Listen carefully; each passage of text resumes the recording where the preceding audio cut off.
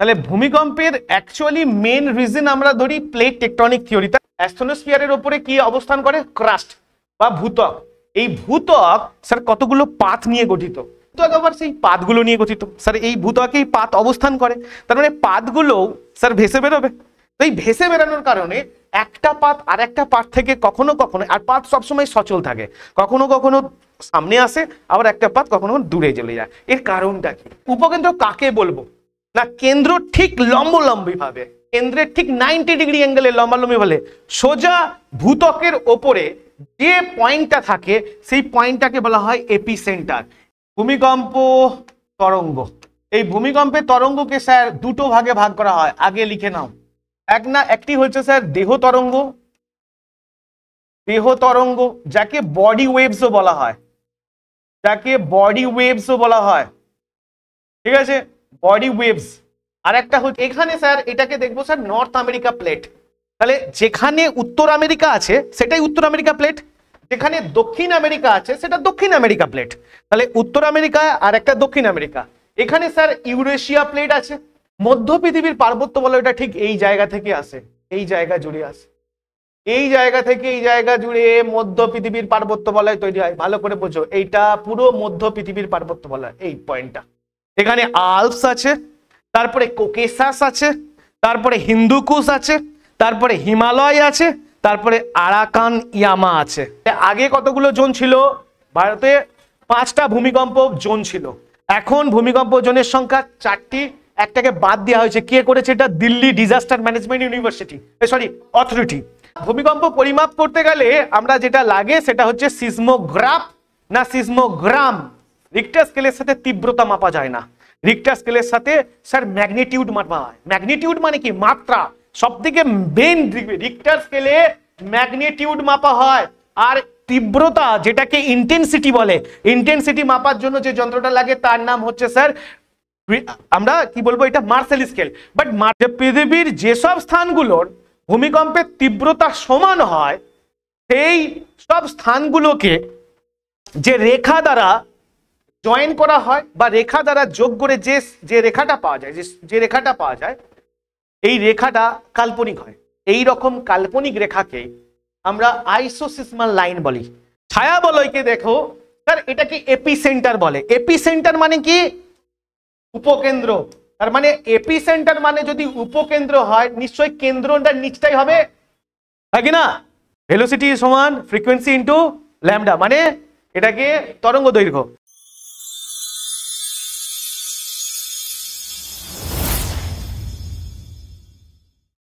প্রাকৃতিক এবং অপ্রাকৃতিক কারণে ভূ অভ্যন্তরের যে কম্পন সেটা বাইরে বেরিয়ে আসে ভূত্বকে, ফাটল বা ক্র্যাকের মাধ্যমে ভূত্বকের বাইরে বেরিয়ে এসে যে ধ্বংসাবশেষ চালায় তাকে আমরা ভূমিকম্প বলবো বা আর্থকোয়াক বলবো। এই ভূমিকম্পের কারণটা আগে আমাকে জানতে হবে। স্যার কারণটা কি? ভূমিকম্পের কারণ অনেক হতে পারে স্যার।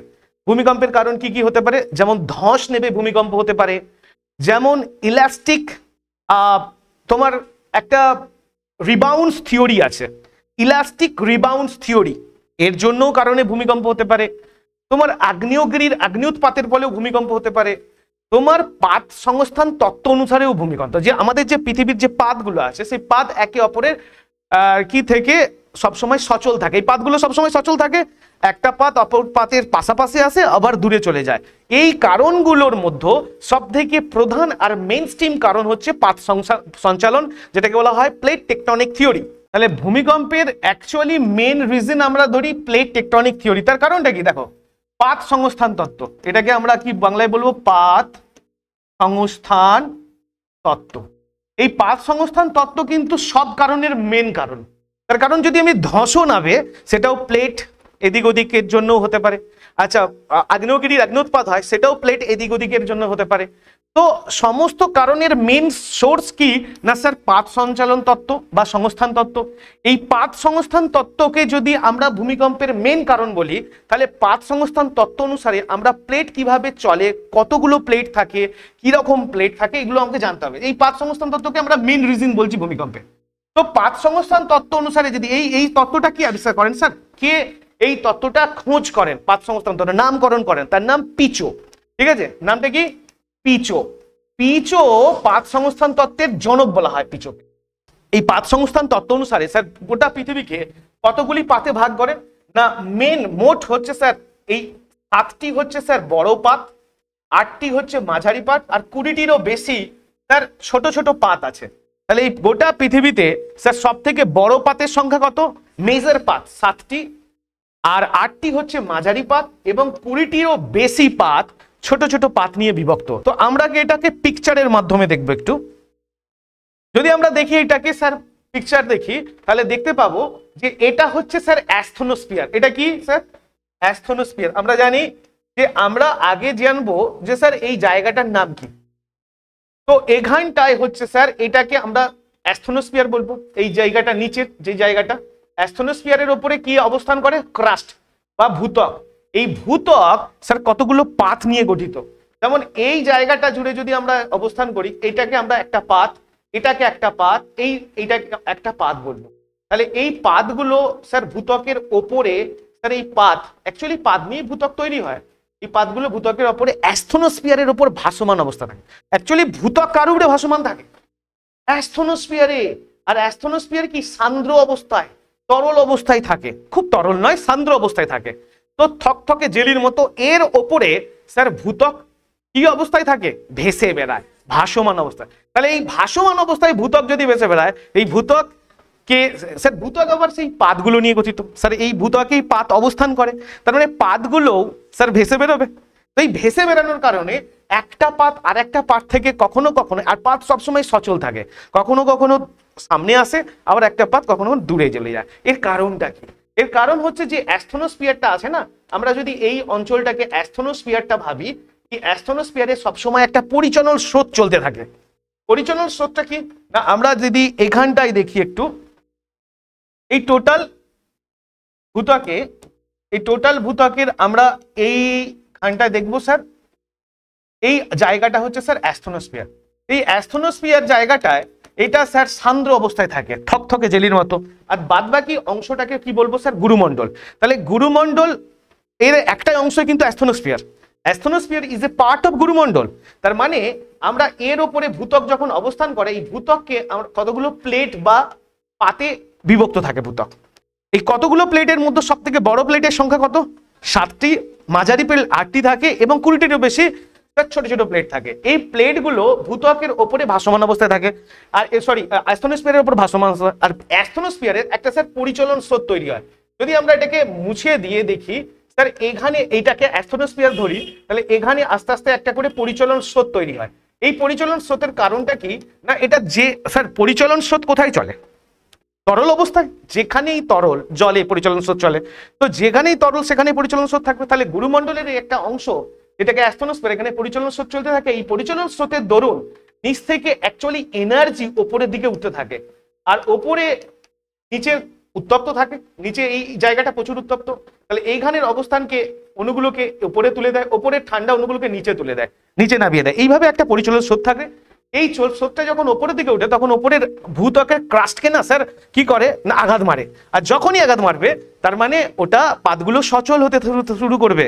এই পাত সচল হওয়ার দরুন কখনো কখনো একটা পাত আর একটা পাত থেকে স্যার দূরে চলে যায়, আর কখনো কখনো একটা পাত আর একটা পাত থেকে সামনে চলে আসে। তো আমরা যদি একটু দেখে নিই, তাহলে এখানে দেখবো স্যার, এই দেখো এই যে এই জায়গাটার উপরে পাতগুলো আছে, এই পাতটাকে তুমি এটা ভাবো, এটা অ্যাস্থনোস্ফিয়ার। দেখতে পাচ্ছ অ্যাস্থনোস্ফিয়ার, এর উপরে ভূত্বক যেটা পাত নিয়ে গঠিত। তো এই প্রথম যে পাতটাকে আমরা যদি বলি, সেটাকে কনভার্জেন্ট প্লেট বাউন্ডারি বলবো। এই পাতটাকে ধরো অ্যাস্থনোস্ফিয়ার, প্লেট দুটো কি সামনে সামনে আসছে, দুটো প্লেট সামনের দিকে আসছে, এটাকে বলা হয় স্যার কনভার্জেন্ট প্লেট বাউন্ডারি, যাকে অভিসারী পাত বলে। বাংলায় কি বলে এটাকে? অভিসারী পাত। এই অভিসারী পাত এরা কি করে না, দুটো পাত যখন একে অপরের সামনের দিকে আসে, তাকে অভিসারী পাত বলে। আর এটাকে ডাইভারজেন্ট বলা হয়, ডাইভারজেন্ট বাউন্ডারি, এটাকে স্যার অপসারী পাত বলা হয়, অপসারী পাত বলা হয়।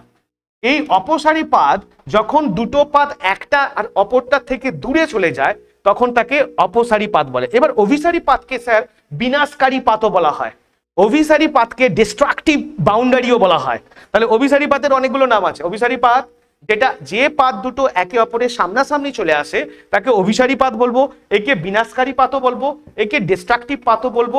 ঠিক আছে, তো এই পাতগুলো যখন একে অপরের সামনাসামনি চলে আসে তখন একটা পাত আরেকটা প্লেটের নিচে ঢুকে যায়। তাহলে ওপর থেকে নিচ থেকে উত্তপ্ত ম্যাগমা ওই ফাটল দিয়ে ওপরে উঠে আসবে, আর উঠে এসে ওই জায়গাটাকে ভেঙেও দেয়। তাহলে একটা প্লাট ভেঙে যায়, ওই জায়গা থেকে ডিস্ট্রাকটিভ। এই জন্য এইখানেই সব থেকে বেশি ভূমিকম্প আগ্নেয়োচ্ছ্বাস এখানে ঘটে। তাহলে কোন পাতে সব থেকে বেশি আগ্নেয়োচ্ছ্বাস ভূমিকম্প ঘটে? অভিসারী পাতে। আর অপসারী পাতে স্যার, অপসারী পাতেও নতুন তৈরি হয়, মানে কিছু ভূমিরূপ তৈরি হয়। কারণ কি, যখন সরে যায় এই দুটো পাত একে অপরের থেকে সরে যাচ্ছে তখন এই ভেতর থেকে স্যার উত্তপ্ত গলিত ম্যাগমা উপরে উঠে আসবে, আর সে এসে নতুন ভূমিরূপ তৈরি করে। এটাকে এই জন্য গঠনকারী পাতও বলা হয় বা কনস্ট্রাকটিভ বাউন্ডারিও বলা হয়। তাহলে এই অপসারী পাতকে কি বলবো?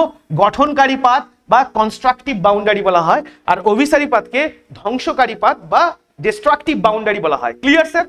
তাহলে মানে আমরা এই দুটো পাতকে দেখেছি স্যার। ট্রান্সফার ফল্ট এটার জন্য হয়, এটাকে আমরা এখানে বেশি দেখবো না, আমরা এই দুটো কারণবশত আমরা দেখেছি। আর এটা স্যার ভূমিকম্প আর অগ্ন্যুৎপাতের জন্য সব থেকে বেশি কারণ অভিসারী পাত। ঠিক আছে, তাহলে এই পাতগুলো যখনই এদিক থেকে এদিক সচল বা কখনো কখনো ডাইভার্জেন্ট এবং কনভার্জেন্ট হয় তখন ভূগর্ভ থেকে স্যার ম্যাগমা বাইরে বেরিয়ে আসে এবং সেটা স্যার ভূমিকম্পের আকার নেয়। ঠিক আছে স্যার, এটা ভূমিকম্পের স্যার অ্যাকচুয়ালি কারণ। এবার আমরা দেখব স্যার ভূমিকম্পের কারণের পর মেন যেটা আছে সেটা হচ্ছে ভূমিকম্পের কারণের পর দেখব যে এর তরঙ্গ। তাহলে আমরা ভূমিকম্প কি জানলাম? ভূমিকম্পের কারণটা জানলাম স্যার। কারণটা কি? প্লেট টেকটনিক থিওরি অনুযায়ী দুটো পাত একটা অপরের পাতের সামনাসামনি কখনো দূরে চলে যায়, এর মধ্য থেকে স্যার ভূমিকম্পের কারণ।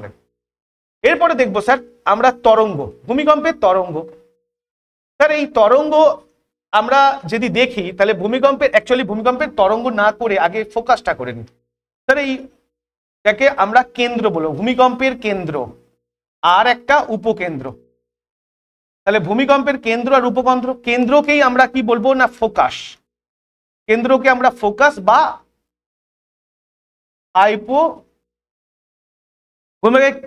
কেন্দ্রকে আমরা হাইপো সেন্টার বলবো। ঠিক আছে, হাইপো সেন্টার। তাহলে ভূমিকম্পের কেন্দ্রকে আমরা কি বলবো? দুটো নামে ডাকা হয়, একটা হচ্ছে ফোকাস আর একটা হচ্ছে হাইপো সেন্টার। হাইপো গ্রিক শব্দ, হাইপো কথার মানে হচ্ছে ভূগর্ভস্থ। হাইপো শব্দের মানে গ্রিক শব্দ, হাইপো শব্দের মানে হচ্ছে ভূগর্ভস্থ। তাহলে কেন্দ্রকে আমরা কি বলবো? ভূমিকম্প যেখান থেকে উৎপত্তি। কেন্দ্র কাকে বলে না? ভূমিকম্প যেখান থেকে উৎপত্তি লাভ করে তাকে ভূমিকম্পের কেন্দ্র বলা হয়। এবার এই কেন্দ্রটা তাহলে কোথায় থাকে, কোথায় অবস্থান করে? 16 থেকে 700 কিলোমিটারের মধ্যে স্যার কেন্দ্র অবস্থান করে ভূমিকম্পের কেন্দ্র। তাহলে ভূমিকম্পের কেন্দ্র কত থেকে কত কিলোমিটারের মধ্যে অবস্থান করতে পারে? 16 থেকে 700টা পরীক্ষায় আসে। এবার দেখো, তাহলে এই কেন্দ্রকেই ফোকাস বলে, আর এর আর একটা নাম হচ্ছে হাইপো সেন্টার। Clear sir? এই কেন্দ্রটা 16 থেকে 700 কিলোমিটার অবস্থান করে। দেখো, তাহলে এই দেখো ভূমিকম্পের কেন্দ্র যদি 16 থেকে 700 কিলোমিটারের মধ্যে অবস্থান করে তাহলে এটা কোথায়, কোন কোন মন্ডলের মধ্যে অবস্থান করতে পারে? নিশ্চয়ই অ্যাস্থনোস্ফিয়ার আসবে, আর স্যার গুরুমণ্ডল, ঊর্ধ্ব গুরুমণ্ডল, অ্যাস্থনোস্ফিয়ারের মাঝখানেই স্যার এই কেন্দ্র। তাহলে ভূমিকম্পের যদি বলে ভূমিকম্পের উৎপত্তি কোথা থেকে হয়, তুমি বেসিক্যালি বলবে ঊর্ধ্ব গুরুমণ্ডল। ঊর্ধ্ব গুরুমণ্ডল থেকে স্যার ভূমিকম্পের মেইন রিজন বা প্রধান প্রকাশ থাকে, কেন্দ্র থাকে। আবার অ্যাস্থনোস্ফিয়ারে থাকতে পারে, তো অপশনে যদি থাকে দুটোর মধ্যে যেটা, এটা 16 থেকে 700 কিলোমিটারের মধ্যে অবস্থান করে। কারণ জানি আমরা 700 কিলোমিটার পর্যন্তই কি থাকে, ঊর্ধ্বগুরুমণ্ডল থাকে। ঊর্ধ্বগুরুমণ্ডলের বিস্তার কত দূর? 700 কিলোমিটার পর্যন্ত। এবার আসছি স্যার এইখানে আমরা যদি ছবিটা দেখি, পিকচারটা দেখো, এইটাকে আমরা যদি এটা হচ্ছে স্যার ভূত্বক। এখান থেকে এই জায়গাটা জুড়ে যে অঞ্চলটা থাকে সেটাকে বলা হয় এটা ভূত্বক। এটা হচ্ছে তোমার একটা অঞ্চল যেটাকে বলা হয় অ্যাস্থনোস্ফিয়ার। এই অ্যাস্থনোস্ফিয়ারের ঠিক নিচের অঞ্চলটাকে ঊর্ধ্বগুরুমণ্ডল বলা হয়। আর এই জায়গা থেকে ভূমিকম্প উৎপত্তি হচ্ছে। ভূমিকম্প যখন উৎপত্তি হয় তার এই তরঙ্গগুলো কিভাবে ছড়িয়ে পড়ে? এরকম রিং আকারে ছড়িয়ে পড়ে। ঠিক আছে, আমরা সোজাসুজি ভাবি, হয়তো সোজাসুজি নয়, রিং আকারে ছড়িয়ে পড়ে। এইখান থেকে যেখান থেকে উৎপত্তি লাভ করছে এটাকে স্যার আমরা ফোকাস বলবো। ঠিক আছে, এই জায়গাটাকে ফোকাস বলবো। এটা কিসের কারণে হয়? ফল্ট বা চুত্তি। দেখো এখান থেকে একটা চুত্তি বা ফল্ট এসেছে, ওই ফল্ট বা চুত্তির মাঝখান থেকে স্যার এই ফোকাস তৈরি হয়। ঠিক আছে, এই ফোকাসের একদম সোজাসুজি যদি আমরা দেখি, এই ফোকাসের সোজাসুজি আমরা যদি দেখি এই অঞ্চলটাকে বলা হয় এপিসেন্টার, একে উপকেন্দ্র বলা হয়। তাহলে উপকেন্দ্র মানে কি? উপকেন্দ্রকে বলা হয় স্যার এপিসেন্টার।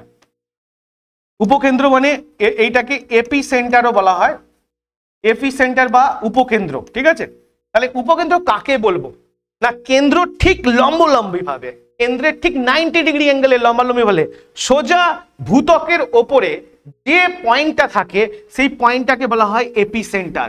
এখানেই প্রথম স্যার আমরা ভূমিকম্প সিসমোগ্রাফ না সিসমোগ্রাম, সিসমোগ্রাফের সাহায্যে ভূমিকম্পের প্রথম তরঙ্গ আমরা এখানে মেজারমেন্ট করতে পারবো, এর আর কোথাও নয়। তার মানে আমরা ভূমিকম্পের তরঙ্গের মেজারমেন্ট কোথায় করতে পারি? এপিসেন্টারে, নট ফোকাসে। তো প্রথম ভূপৃষ্ঠের উপর যেখান থেকে আমরা ভূমিকম্প তরঙ্গের মেজারমেন্ট করতে পারি সেটার নাম এপিসেন্টার, কারণ এখানে আমরা তো ভেতরে ঢুকতে পারবো না, তো ওপরেই থাকতে হবে।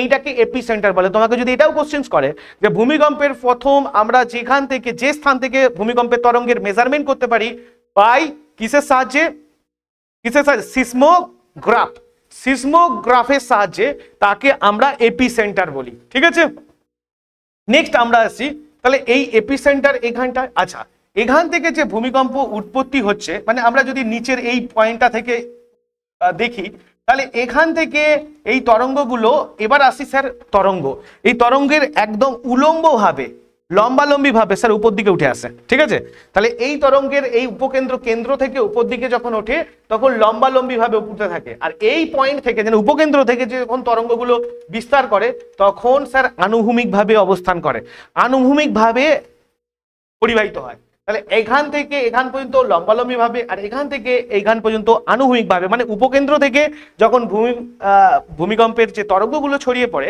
এগুলো সব আনুভূমিক ভাবে ছড়িয়ে পড়ে, আর কেন্দ্র থেকে উপকেন্দ্র পর্যন্ত লম্বালম্বি ভাবে উপর দিকে উঠে থাকে। তাহলে এটাকে বলা হয় কেন্দ্র আর উপকেন্দ্র। বোঝা গেছে স্যার? ক্লিয়ার? ভূমিকম্পের কেন্দ্র কোথায় অবস্থান করে?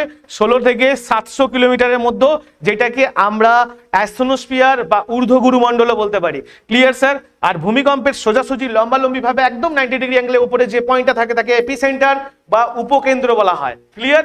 ওই উপকেন্দ্র থেকে ভূমিকম্পের তরঙ্গ আনুভূমিক ভাবে ছড়ায়, আর কেন্দ্র থেকে এপিসেন্টার পর্যন্ত ভূমিকম্পে কিভাবে ছড়ায় না উলম্ব ভাবে ছড়ায়। Clear sir? নেক্সট কোশ্চেন, নেক্সটে আসবো আমরা। ভূমিকম্পের কেন্দ্র উপকেন্দ্র হয়ে গেল, এরপরে আসবো স্যার তরঙ্গ। তো ভূমিকম্পের তরঙ্গ, ভূমিকম্প তরঙ্গ, এই ভূমিকম্পের তরঙ্গকে স্যার দুটো ভাগে ভাগ করা হয়, আগে লিখে নাও। একটি হচ্ছে স্যার দেহ তরঙ্গ, দেহ তরঙ্গ যাকে বডি ওয়েভসও বলা হয়, যাকে বডি ওয়েভসও বলা হয়। ঠিক আছে, বডি ওয়েভস। আর একটা হচ্ছে স্যার পৃষ্ঠ তরঙ্গ, পৃষ্ঠ তরঙ্গকে ইংলিশে কি বলে? Surface wave, surface waves. তো একটা পৃষ্ঠ তরঙ্গ, একটা দেহ তরঙ্গ না, একটা দেহ তরঙ্গ, সেটা ভূমিকম্পের তরঙ্গকে দুটো ভাগে ভাগ করা হয়। একটা হচ্ছে দেহ তরঙ্গ যাকে বডি ওয়েভস বলে, একটা পৃষ্ঠ তরঙ্গ যাকে সারফেস ওয়েভ বলে। বডি ওয়েভস কোথায় থাকে? দেখো স্যার, বডি ওয়েভস মানে যেখান থেকে স্যার ভূমিকম্প তৈরি হচ্ছে, এই এখান থেকে যখন উপর দিকে উঠে আসে, যে তরঙ্গটা যখন উপর দিকে উঠে আসে কেন্দ্র থেকে উপকেন্দ্র পর্যন্ত, এই এখান থেকে উপকেন্দ্র পর্যন্ত যে ওয়েভসটা চলে সেটাকেই আমরা বডি ওয়েভস বা দেহ তরঙ্গ বলবো। বডি ওয়েভস বা দেহ তরঙ্গ বলবো, মানে এখানে চলে PRS, তাই কিনা স্যার? এবার এই উপর থেকে উপকেন্দ্র থেকে যখন আনুভূমিক ভাবে যে তরঙ্গটা ছড়ায় এইটাকে বলা হয় পৃষ্ঠ, মানে ভূপৃষ্ঠের ওপরে যে তরঙ্গ ছড়িয়ে পড়ে তাকে পৃষ্ঠ তরঙ্গ বলে। এই পৃষ্ঠ তরঙ্গকে সারফেস ওয়েভও বলা হয়। এবার এখান থেকে যদি আমরা দেখি এই বডি ওয়েভসকে স্যার দুটো ভাগে ভাগ করা হয়। একটা হচ্ছে স্যার পি ওয়েভস, একটা হচ্ছে পি ওয়েভস, আর একটা হচ্ছে sir S waves. S wave মানে পি তরঙ্গ আর একটা এস তরঙ্গ। আর পৃষ্ঠ তরঙ্গকেও দুটো ভাগে ভাগ করা হয়, একটা হচ্ছে স্যার এল ওয়েভ, একটা হচ্ছে এল ওয়েভ, আর একটা হচ্ছে sir Rayleigh Rayleigh Rayleigh waves. একটা হচ্ছে এল ওয়েভস আর একটা হচ্ছে র্যালে ওয়েভস। ঠিক আছে স্যার? Rayleigh Rayleigh. তো এখানে আমরা ভূমিকম্পের তরঙ্গকে যদি আমরা ভাগ করি তাহলে আমরা দুটো তরঙ্গ দেখতে পাচ্ছি। একটা দেহ তরঙ্গ যার নাম বডি ওয়েভস, মানে সারফেসের ভেতরে মানে ভূ অভ্যন্তরে যে তরঙ্গ ওঠানামা করে মানে ওঠে তাকেই আমরা স্যার বডি ওয়েভস বা দেহ তরঙ্গ, এটা ভেতরেই থাকে। ওপরে ভূপৃষ্ঠের ওপরে এসে যে তরঙ্গগুলো ছড়িয়ে পড়ে সেটাকে পৃষ্ঠ তরঙ্গ বলে, কারণ এই ভূপৃষ্ঠের ওপর তরঙ্গগুলো ছড়িয়ে পড়ে। এতে দুটো ভাগে, একটা এল ওয়েভস যেটাকে লাভ ওয়েভসও বলা হয়, আর একটা হচ্ছে র্যালে ওয়েভস, র্যালে। ঠিক আছে, এবার আমরা এটাকে একটু দেখব। এখানে যে ছবি আছে এই ছবি দেখার আগে স্যার আমরা একটু পি ওয়েভস আর এস ওয়েভস কে নিয়ে একটু আলোচনা করে নিই। ঠিক আছে, এই ছবি আচ্ছা পরেই করব, আগে ছবিটা দেখে নিই। দেখো এখানে হচ্ছে চারটে ওয়েভসই আছে, তাহলে পি ওয়েভস এস ওয়েভস। তাহলে আমরা যে দেহ তরঙ্গ যাকে বডি ওয়েভস বলি এটা দুটো ভাগে ভাগ করে, পি ওয়েভস আর এস ওয়েভস। পি ওয়েভস দেখো এক্সপেনশন কেমন, যে কম্প্রেসেশন। এই কম্প্রেসেশন মানে অ্যাকচুয়ালি ব্যাপারটা কি, এটা সমান্তরাল ভাবে এগোয়। সমান্তরাল মানে ধাক্কা। এটাকে এই পি ওয়েভস কে স্যার ঠেলা ওয়েভসও বলে, মানে ঠেলে দেয়, একজন আরেকজনকে ঠেলছে, সে তারপরে ঠেলছে। তুমি যদি সিনেমা হলে ঢোকো তাহলে সিনেমা হলের বাইরে টিকিট কাটতে গেলে স্যার লাইন ধরে দাঁড়াতে হয় না? তো তুমি যদি কোনো একটা লাইনের পেছনের যে ব্যক্তিটা আছে সে যদি তার আগের ব্যক্তিকে ঠেলে দেয়, সে আবার তার আগেরটাকে ঠেলবে, সে তার আগেরটাকে ঠেলবে, এইরকম করতে করতে সামনে যে ব্যক্তিটা থাকে আর সামনে হয়তো কিছু আছে তো সে গাড়ি কি করবে, সে সামনে পড়ে যাবে না? এই যে এইটাকেই ওই জন্য পুশ ওয়েভসও বলা হয় বা compression waves, push waves, compression waves বা পি ওয়েভস বলা হয়। পি ওয়েভস তার মানে কি একজন অপরজনকে ঠেলবে তারপরে আরেকজন তাকে ঠেলবে, এইটাকে বলা হয় পি ওয়েভস। পি ওয়েভস কিভাবে যায় না সমান্তরাল ভাবে এগোয়, আর এইটাকে পুশ ওয়েভস বা ঠেলা ওয়েভস বলা হয় কারণ একে অপরকে ঠেলে যায়। দেখো এই পয়েন্টটা এই পয়েন্টটাকে ঠেলবে, এই পয়েন্টটা এই পয়েন্টটাকে ঠেলবে, এ আবার একে ঠেলবে, এই করতে করতে না ওয়েভসটা এগোয়, এটাকে পি ওয়েভস বলে। এই পি ওয়েভস এর গতি আমরা জানি স্যার, পরে আমরা এটা নিয়ে ডিসকাস করব যখন আমরা এর পার্থক্য করব। আমরা এস ওয়েভসে দেখি আগে, এটা তার মানে কি এটা সমান্তরাল যায় আর এটাকে ঠেলা পুশ ওয়েভস বলে, একটা পয়েন্ট আর একটা পয়েন্টকে ঠেলে। আর এটা স্যার উলম্ব ভাবে চলে। ঠিক আছে, উলম্ব ভাবে মানে কি এটাকে এই জন্য লঙ্গিটিউডিনাল বলা হয়। লঙ্গিটিউডিনাল মানে স্যার এটাকে লঙ্গিটিউডিনাল বলে না, এটাকে একটা অনুদৈর্ঘ্য আর একটা অনুপ্রস্থ, একটা এটাকে বলা হয় অনুদৈর্ঘ্য। ঠিক আছে, লঙ্গিটিউডিনাল, আর এটা অনুপ্রস্থ বলা হয়। অনুপ্রস্থকে ইংলিশে কি বলে? হ্যাঁ ট্রান্সভার্স, ট্রান্সভার্স। তো এই অনুপ্রস্থটা এটা এরকম দেখো প্রস্থ অনুসারে, আর এইটা এই এস ওয়েভসটা ঠিক পি ওয়েভস এর পরে তৈরি হয়, আর এর ওয়েভলেন্থটা দেখো বড় হয়, এর ওয়েভলেন্থ কম হয়, সেটা আমরা পরে দেখবো। তো এটার পর যেটা লাভ ওয়েভস দেখো, লাভ ওয়েভস এর মধ্যে একটা দেখা যায় যে যদি লাভ ওয়েভ কিরকম হয় সাপের মতো, যদি সাপ এটা সর্পিলাকারে যায়, তো যখন সাপ এই দিক ওই দিক করে না সেই অনুসারে এই লাভ ওয়েভ আসে, মানে এ ওপর নিচেও করে তার থেকে বেশি এই সাপের মতো সর্পিলাকারে এগোয়। দেখো এই দিক থেকে এই দিক, এই দিক থেকে এই দিক, এই দিক থেকে এই দিক, এইরকম করতে করতে এগোয়, এটাকে লাভ ওয়েভস বলে। পরে আমরা ডিটেলস আলোচনা করবো। আর রিলে যেটাকে র্যালে ওয়েভস বলা হয়, এই র্যালে ওয়েভস হচ্ছে বৃত্তাকার উপবৃত্তকার পথে এগোতে থাকে। এই কণাগুলো দেখো উপবৃত্তকার কণাগুলো, মানে এটা যায় ওপরে উঠে এমন ভাবে ওঠে যে যেন উপবৃত্তকার পথে যায়। এটাকে আমরা অন্যভাবে দেখছি একটু। নেক্সট আগে একটু পার্থক্য করে নিই। ঠিক আছে, পার্থক্য করলে তাহলে আরো একটু বুঝতে পারবে। আগে আমরা পি ওয়েভস দেখবো, পি ওয়েভস আর এস ওয়েভস। আচ্ছা, পি ওয়েভস আর এস ওয়েভস এর ফার্স্ট হচ্ছে এটা লঙ্গিটিউডিনাল মানে অনুদৈর্ঘ্য, লঙ্গিটিউডিনাল বা অনুদৈর্ঘ্য, এটাকে অনুদৈর্ঘ্য তরঙ্গ বলা হয়। আর এটা সমান্তরাল পথে এগোয়। আর এটা হচ্ছে অনুদৈর্ঘ্য, আর এটা হচ্ছে অনুপ্রস্থ। অনুপ্রস্থকে ইংলিশে কি বলে? অনুপ্রস্থ তরঙ্গ দৈর্ঘ্য, অনুপ্রস্থ তরঙ্গ, এটাকে কি বলে? Transverse, transverse, transverse wave. ঠিক আছে, এটা লঙ্গিটিউডিনাল ওয়েভস, তার মানে এটা অনুদৈর্ঘ্য তরঙ্গ আর এটা অনুপ্রস্থ তরঙ্গ। এবার 2 নাম্বার স্যার এই পি ওয়েভস এর গতি বা স্পিড, এটার গতি কত হবে? স্পিডটা বেশি হয় না, এর স্পিড কত হয় গতি না 6 থেকে 14 কিলোমিটার পার সেকেন্ড। এই পি ওয়েভস এর গতি সব থেকে বেশি হয়। পি ওয়েভস এর গতি কত হয় সব থেকে বেশি? 6 থেকে 14 কিলোমিটার পার সেকেন্ড। এটা কিন্তু ওভারঅল বলছে, তার কারণ দেখো পি ওয়েভস যখন ভূপৃষ্ঠে যাবে তখন তার স্পিড আছে, গুরুমণ্ডলে যাবে তখন তার একটা স্পিড আছে, কেন্দ্রমণ্ডলে যখন যাবে তখন তার একটা স্পিড আছে। এই জন্য এই স্পিড অনুযায়ী এর টোটাল স্পিড যদি আমরা মেজারমেন্ট করি 6 থেকে 14। আর এস ওয়েভস এর স্পিড আমরা যদি দেখি তাহলে 3.5 থেকে 7.5 কিমি পার সেকেন্ড। তাহলে এস ওয়েভস এর স্যার স্পিডটা হচ্ছে 3.5 থেকে 7.5 কিমি পার সেকেন্ড। এটা পরীক্ষায় আসে স্যার স্পিড। পি ওয়েভস এর স্যার এটাকে পুশ, মানে এটাকে পুশ বা কম্প্রেশন বা পুশ তরঙ্গ বলা হয়, মানে ঠেলা তরঙ্গ। আমি এই দিকে যাচ্ছি না। এবার পি ওয়েভস এর যদি আমরা দেখি স্পিড, যদি ধ্বংস করার ক্ষমতা কার বেশি, পি ওয়েভস এর না এস ওয়েভস এর? যার স্পিড বেশি সে ধ্বংস করতে পারে না, ঠিক আছে, যার স্পিড কম হয়ে যায় সে বেশি ধ্বংস করে। তাহলে এখানে ধ্বংস করার ক্ষমতা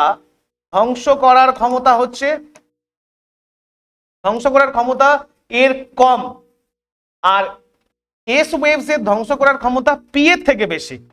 এর ধ্বংস করার ক্ষমতা পি এর থেকে বেশি। তাহলে পি এর থেকে বেশি হচ্ছে এস ওয়েভস এর ধ্বংস করার ক্ষমতা।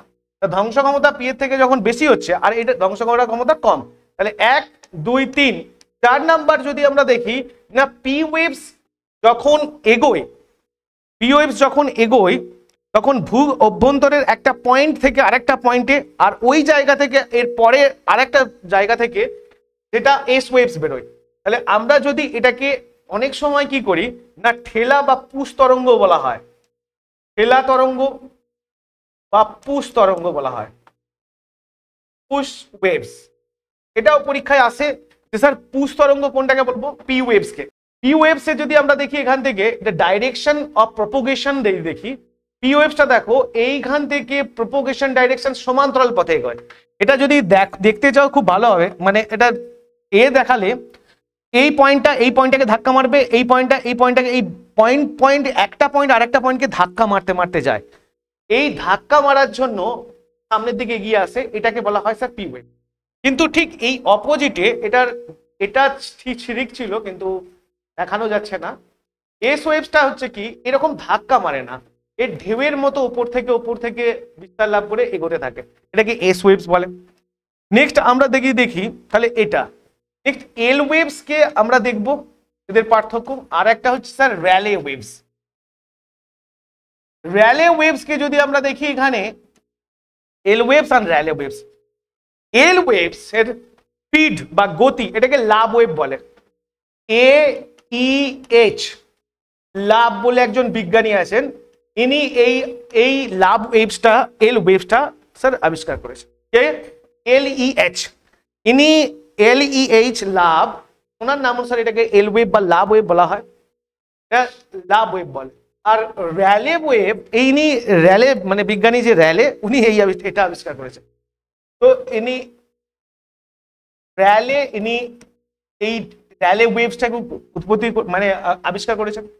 আর LEH লাভ, ইনি এই লাভ ওয়েভস বা এল ওয়েভসটাকে উৎপত্তি মানে আবিষ্কার করেছেন। এর স্পিডটা কত স্যার? এল ওয়েভস এর স্পিড কত? এল ওয়েভস এর স্পিড হচ্ছে 4.5 কিমি পার সেকেন্ড, আর র্যালে ওয়েভস এর স্পিড স্যার 3 কিমি পার সেকেন্ড। তার মানে স্যার স্পিডের দিক থেকে স্যার র্যালের থেকে এলটা বেশি স্পিডি, র্যালের থেকে এটা বেশি স্পিডি। যার স্পিড বেশি স্যার ধ্বংস করার ক্ষমতা কি হবে? কিন্তু পরীক্ষায় দেখা গেছে তোমাকে র্যালে ওয়েভস দেওয়া গেছে কিন্তু টিক মেরেছে স্যার এল ওয়েভস কে। তো তুমি তোমার দিক থেকে স্যাঙ্গুইন থাকবে যে স্যার যদি এক্সাম সেন্টারে পড়ে যে র্যালে আর এল ওয়েভসও আছে, তাহলে এখানে ধ্বংস করার ক্ষমতা সব থেকে কার বেশি, তাহলে এল ওয়েভসকেই নেবে, র্যালিটাকে নেবে না, কারণ এটারই একটা পার্ট অংশ। আচ্ছা, এই র্যালে ওয়েভস এর যদি আমরা স্পিড 4 পয়েন্ট, এটা অ্যাকচুয়ালি এগোয় কিভাবে, এটা খুব মানে ইম্পর্টেন্ট। এটা হরিজন্টালি এগোয়। হরিজন্টাল মানে কি স্যার? হরিজন্টাল মানে কি? হ্যাঁ, আর ভার্টিক্যাল মানে কি? উলম্ব। তাহলে এটা যায় স্যার ভার্টিক্যাল ভাবে, এটা যায়, এটা উলম্ব ভাবে যায়, উলম্ব ভাবে এই তরঙ্গটা উলম্ব ভাবে প্রবাহিত হয়। আর এটা হচ্ছে স্যার হরিজন্টাল যায়। হরিজন্টাল মানে আনুভূমিক, তো এটা আনুভূমিক ভাবে যায় আর এটা উল্লম্ব ভাবে যায়। তো এল ওয়েভস আর এই র্যালে ওয়েভস এই দুটোর মধ্যে সব থেকে ইম্পর্টেন্ট হচ্ছে স্যার এই হরিজন্টাল অ্যান্ড ভার্টিক্যাল, মানে এটা আনুভূমিক ভাবে প্রবাহিত হয়। আর একটা হচ্ছে পয়েন্ট, যেটা হচ্ছে এটা কিভাবে প্রবাহিত হয়, এটা সর্পিলাকারে মানে সাপের মতো, এটা খুব ইম্পর্টেন্ট, সর্পিলাকারে মানে সাপ যেমন করে প্রবাহিত হয় এই রকম, মানে আনুভূমিক ভাবে তো প্রবাহিত হচ্ছে, মানে হরিজন্টাল মানে আনুভূমিক, তো অনুভূমির মাঝখানে যখন এইরকম সাপের মতো গিয়ে প্রবাহিত হয় তখন এটাকে এল ওয়েভস বলে। আর এ ধ্বংস করার ক্ষমতা বেশি ধরা যায়, কারণ এর থেকে আমরা কম্পারিজন করলে এটা বেশি হওয়া উচিত, কিন্তু এটা বেশি আমি ধরে নিচ্ছি। আর এটা আমি দুটোর মধ্যে ধ্বংস করার ক্ষমতাটা দেখালে তুমি বুঝতে পারবে এটা কেমন, এটা সাপের মতো বাঁকে, আর এটা স্যার ঢেউয়ের মতো যায়, এটা জলের ঢেউয়ের মতো যায়, সমুদ্রে বা যে জলের যে ঢেউ ওঠে সেই ঢেউয়ের মতো যে তরঙ্গটা যায় তাকে র্যালে তরঙ্গ বলে। তার মানে এটাকে লিখে রাখো ঢেউয়ের মতো যায়, আর এটা লিখে রাখো স্যার সর্পিলাকারে সাপের মতো যায়। এটা ধ্বংস করার ক্ষমতাটা দেখো, যখন এই এল ওয়েভসটা যায়, এল ওয়েভসে না সর্পিলাকারে যায়, মানে সর্পিলাকারে মানে এই সাইড করে যাবে, আর যখনই যাবে এই মাঝখানে যদি দুটো বাড়ি থাকে, মানে এইভাবে যখন যাচ্ছে তখন এখানে একটা বাড়ি আছে, এখানে একটা বাড়ি আছে, এইখানে একটা বাড়ি আছে, এই বাড়িগুলো যদি থাকে এই সাপের মতো গেলে সেই বাড়িকে সাইড করে যাবে, তো কিন্তু সাইড করলে ধাক্কাও তো মারবে সামনাসামনি পড়ে গেলে, তো এই বাড়িগুলো হেলে যায়।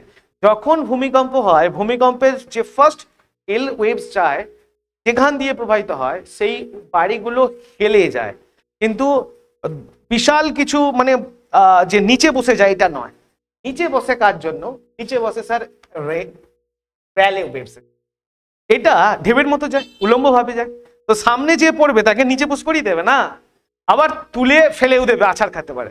তাহলে এই র্যালে ওয়েভস কোনো বাড়ি ভূমিকম্পের যখন নিচে বসে যায় বা তাকে তুলে ওপর দিকে ফেলে দেয় এটা র্যালে ওয়েভস করে, কারণ এটা উল্লম্ব ভাবে যায়। আর এই সাপের মতো বা সর্পিলাকারে যায় এ সাধারণত, এটা যেহেতু হরিজন্টালি এল ওয়েভস যায় এ বাড়িগুলোকে কি করে হেলিয়ে দেয়। তো এই ভূমিকম্পের দুটো পোর্শনই দেখা যায়, দেখবে বাড়ি হেলে পড়ে আসে আবার বাড়ির নিচে ঢুকে গেছে, তো যদি হেলে থাকে তো এল ওয়েভস করে, আর র্যালে ওয়েভস এটা উপর নিচে করিয়ে বা নিচে ঢুকিয়ে দেয়। তো আমরা এটাকে দেখলাম স্যার কি না ওয়েভস দেখলাম, ঠিক আছে। তো এখানে এস ওয়েভসটা দেখতে পাবে, এখানে এস ওয়েভস, আচ্ছা এখানে তিনটে ওয়েভসই হয়ে গেল।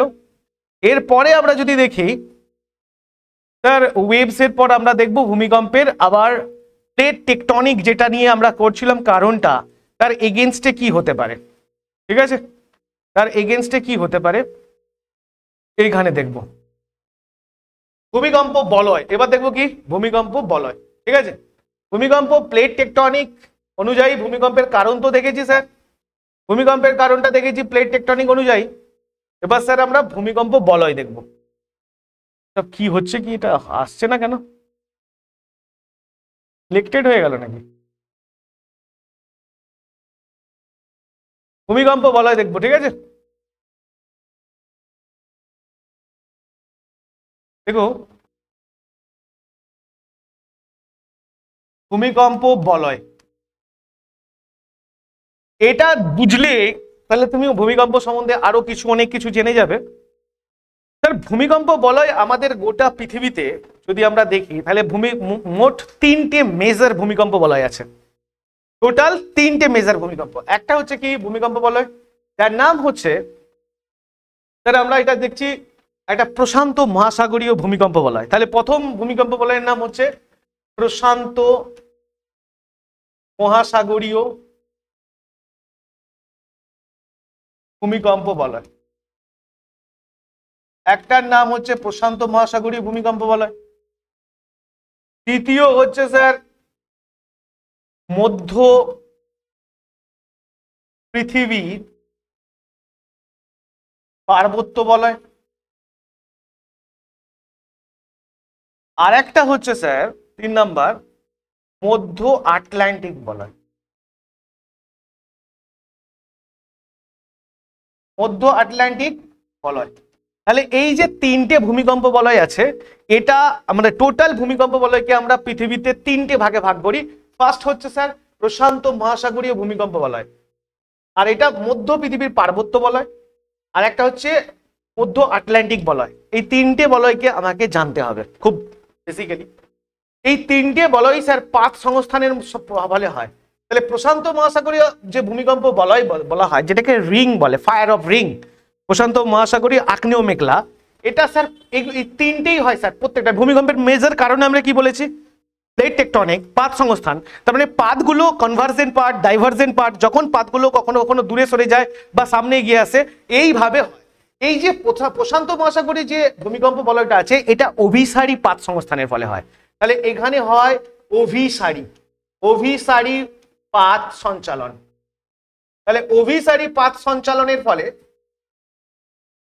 এই প্রশান্ত মহাসাগরের ভূমিকম্পটা হয়। প্রশান্ত মহাসাগরের যে তীরবর্তী যে ভূমিকম্প বলয়টা, সেটা কোন পাত সঞ্চালনের ফলে হয়, অভিসারী। তার মানে কি, পাত দুটো সামনের দিকে আসছে। এবার কি কি পাত সেটা আমরা দেখবো পরে।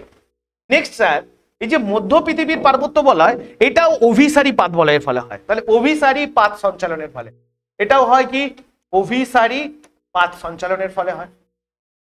আর আমরা দেখব মধ্য আটলান্টিক, এটা স্যার অপসারী, এটা অপসারী পাত সঞ্চালন। এই অপসারী পাত সঞ্চালন কোনটা না, যা যা একটা পাত থেকে আরেকটা পাত দূরে সরে যায়, তাকে অপসারী পাত সঞ্চালন বলা হয়। ঠিক আছে স্যার? তার মানে এই তিনটে যে ভূমিকম্প বলয় আছে পৃথিবীতে মেজর, এরা পাত সঞ্চালনের ফলে হয়। প্রশান্ত মহাসাগরীয় ভূমিকম্প বলয়টা স্যার অভিসারী পাত সঞ্চালনের ফলে হয়। অভিসারী মানে সামনের দিকে এগিয়ে আসছে। মধ্য পৃথিবীর পার্বত্য বলয় অভিসারী, এটাও সামনের দিকে এগিয়ে আসছে, দুটো পাত সামনের দিকে যখন এগিয়ে আসে। আর স্যার মধ্য আটলান্টিক বলয়, এটা অপসারী পাত সঞ্চালনের ফলে। এই পাতগুলো কি কি সেটা আমরা দেখব। নেক্সট আমরা দেখবো স্যার প্রশান্ত মহাসাগরকে আগে দেখে নিই। যদি আমরা এখানে দেখি প্রশান্ত মহাসাগর, তাহলে আমরা এটাকে মুছে দিচ্ছি, কারণ মুছে না দিলে এটাকে বোঝানো যাবে না ক্লিয়ার। ঠিক আছে? তো প্রশান্ত মহাসাগর এই পুরো জিনিসটা দেখি, এটাকে বলা হয় প্যাসিফিক ওশেন।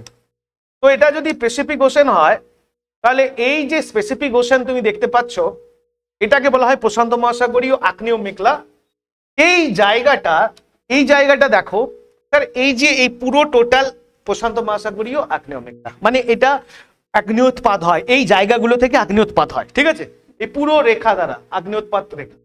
তাহলে আচ্ছা, এই জায়গাটাকে কি বলবো টোটাল? যদি আমরা দেখি এই জায়গাটাকে কি বলবো, জায়গাটার নাম, এই জায়গাটার নাম কি স্যার, এই জায়গাটার নাম কি,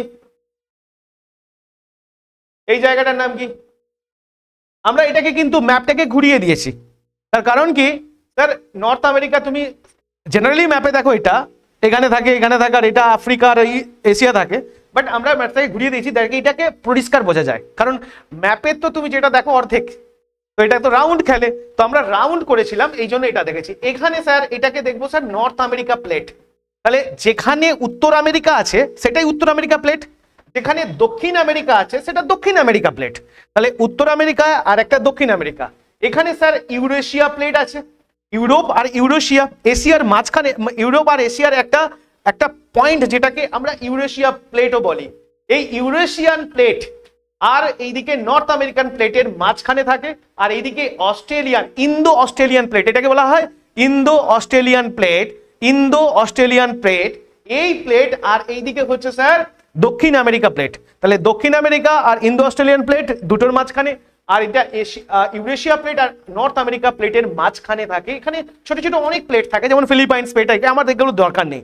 মেজর যে চারটে প্লেটকে নিয়ে বলছি, সেই প্লেটগুলো যখন এই প্লেটের কাছাকাছি এসে যায়, এটাকে অভিসারী বলে। স্যার এই দুটো প্লেট, ইউরেশিয়ান প্লেট আর অস্ট্রেলিয়ান, ইন্দো অস্ট্রেলিয়ান প্লেট, এই দুটো প্লেট নর্থ আমেরিকান প্লেট এবং সাউথ আমেরিকান প্লেট দুটোর কাছাকাছি চলে আসে। আর এই কাছাকাছি চলে আসে, এটা মানে অভিসারী সরণ ঘটছে। এর জন্য এর মিডিল থেকে স্যার আগ্নেয়োৎপাত হয়। আর এই প্যাসিফিক ওশনের পুরো টোটাল একটা অঞ্চল জুড়ে আগ্নেয়গিরি তৈরি হয়ে আছে। এটাকে এই জন্যই বলা হয় আগ্নেয় মেঘলা, প্রশান্ত মহাসাগরের আগ্নেয় মেঘলা। Clear sir? নেক্সট আমরা আসবো, এটা ফার্স্ট নাম্বার। তাহলে ফার্স্ট নাম্বারের প্লেট গুলো দেখে নিলে যে আগ্নেয় প্রশান্ত মহাসাগরে কি কি প্লেট কাজ করে। Eurasia plate, Australia, Indo Australian plate, North American plate আর এবং সাউথ আমেরিকান প্লেট। আমরা এখান থেকে একটু এখানে চলে যাই, এটা যদি আমরা দেখি তাহলে আচ্ছা এটাকে আমরা আউট করে দিচ্ছি। ঠিক আছে, এটাকে আমি আউট করে দিচ্ছি। হ্যাঁ, নেক্সট আমরা দেখব নেক্সট আমরা দেখবো স্যার, আমরা টোটালটা দেখে নিচ্ছি, টোটাল ওয়ার্ল্ড এর ম্যাপটা দেখি, তাহলে আরো ভালো করে বুঝে নেব। ঠিক আছে, টোটাল ওয়ার্ল্ড ম্যাপটা দেখি, এখানে আসি।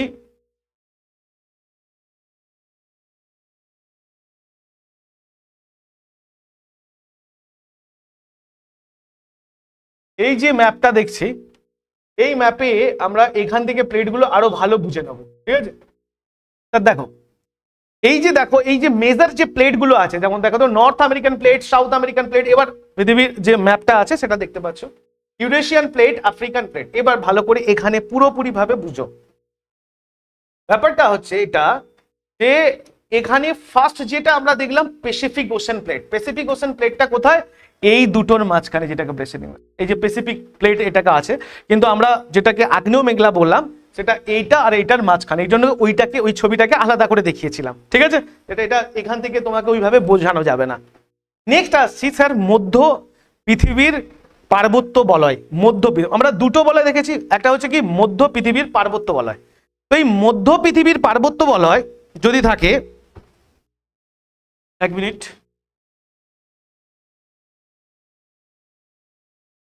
তো আরেকটা দেখবো কি মধ্য পৃথিবীর পার্বত্য বলয়। তাহলে ফার্স্ট যেটা করলাম প্রশান্ত মহাসাগরীয় যেটা বলয়, আগ্নেয় বলয়, আর এটা হচ্ছে মধ্য পৃথিবীর পার্বত্য বলয়।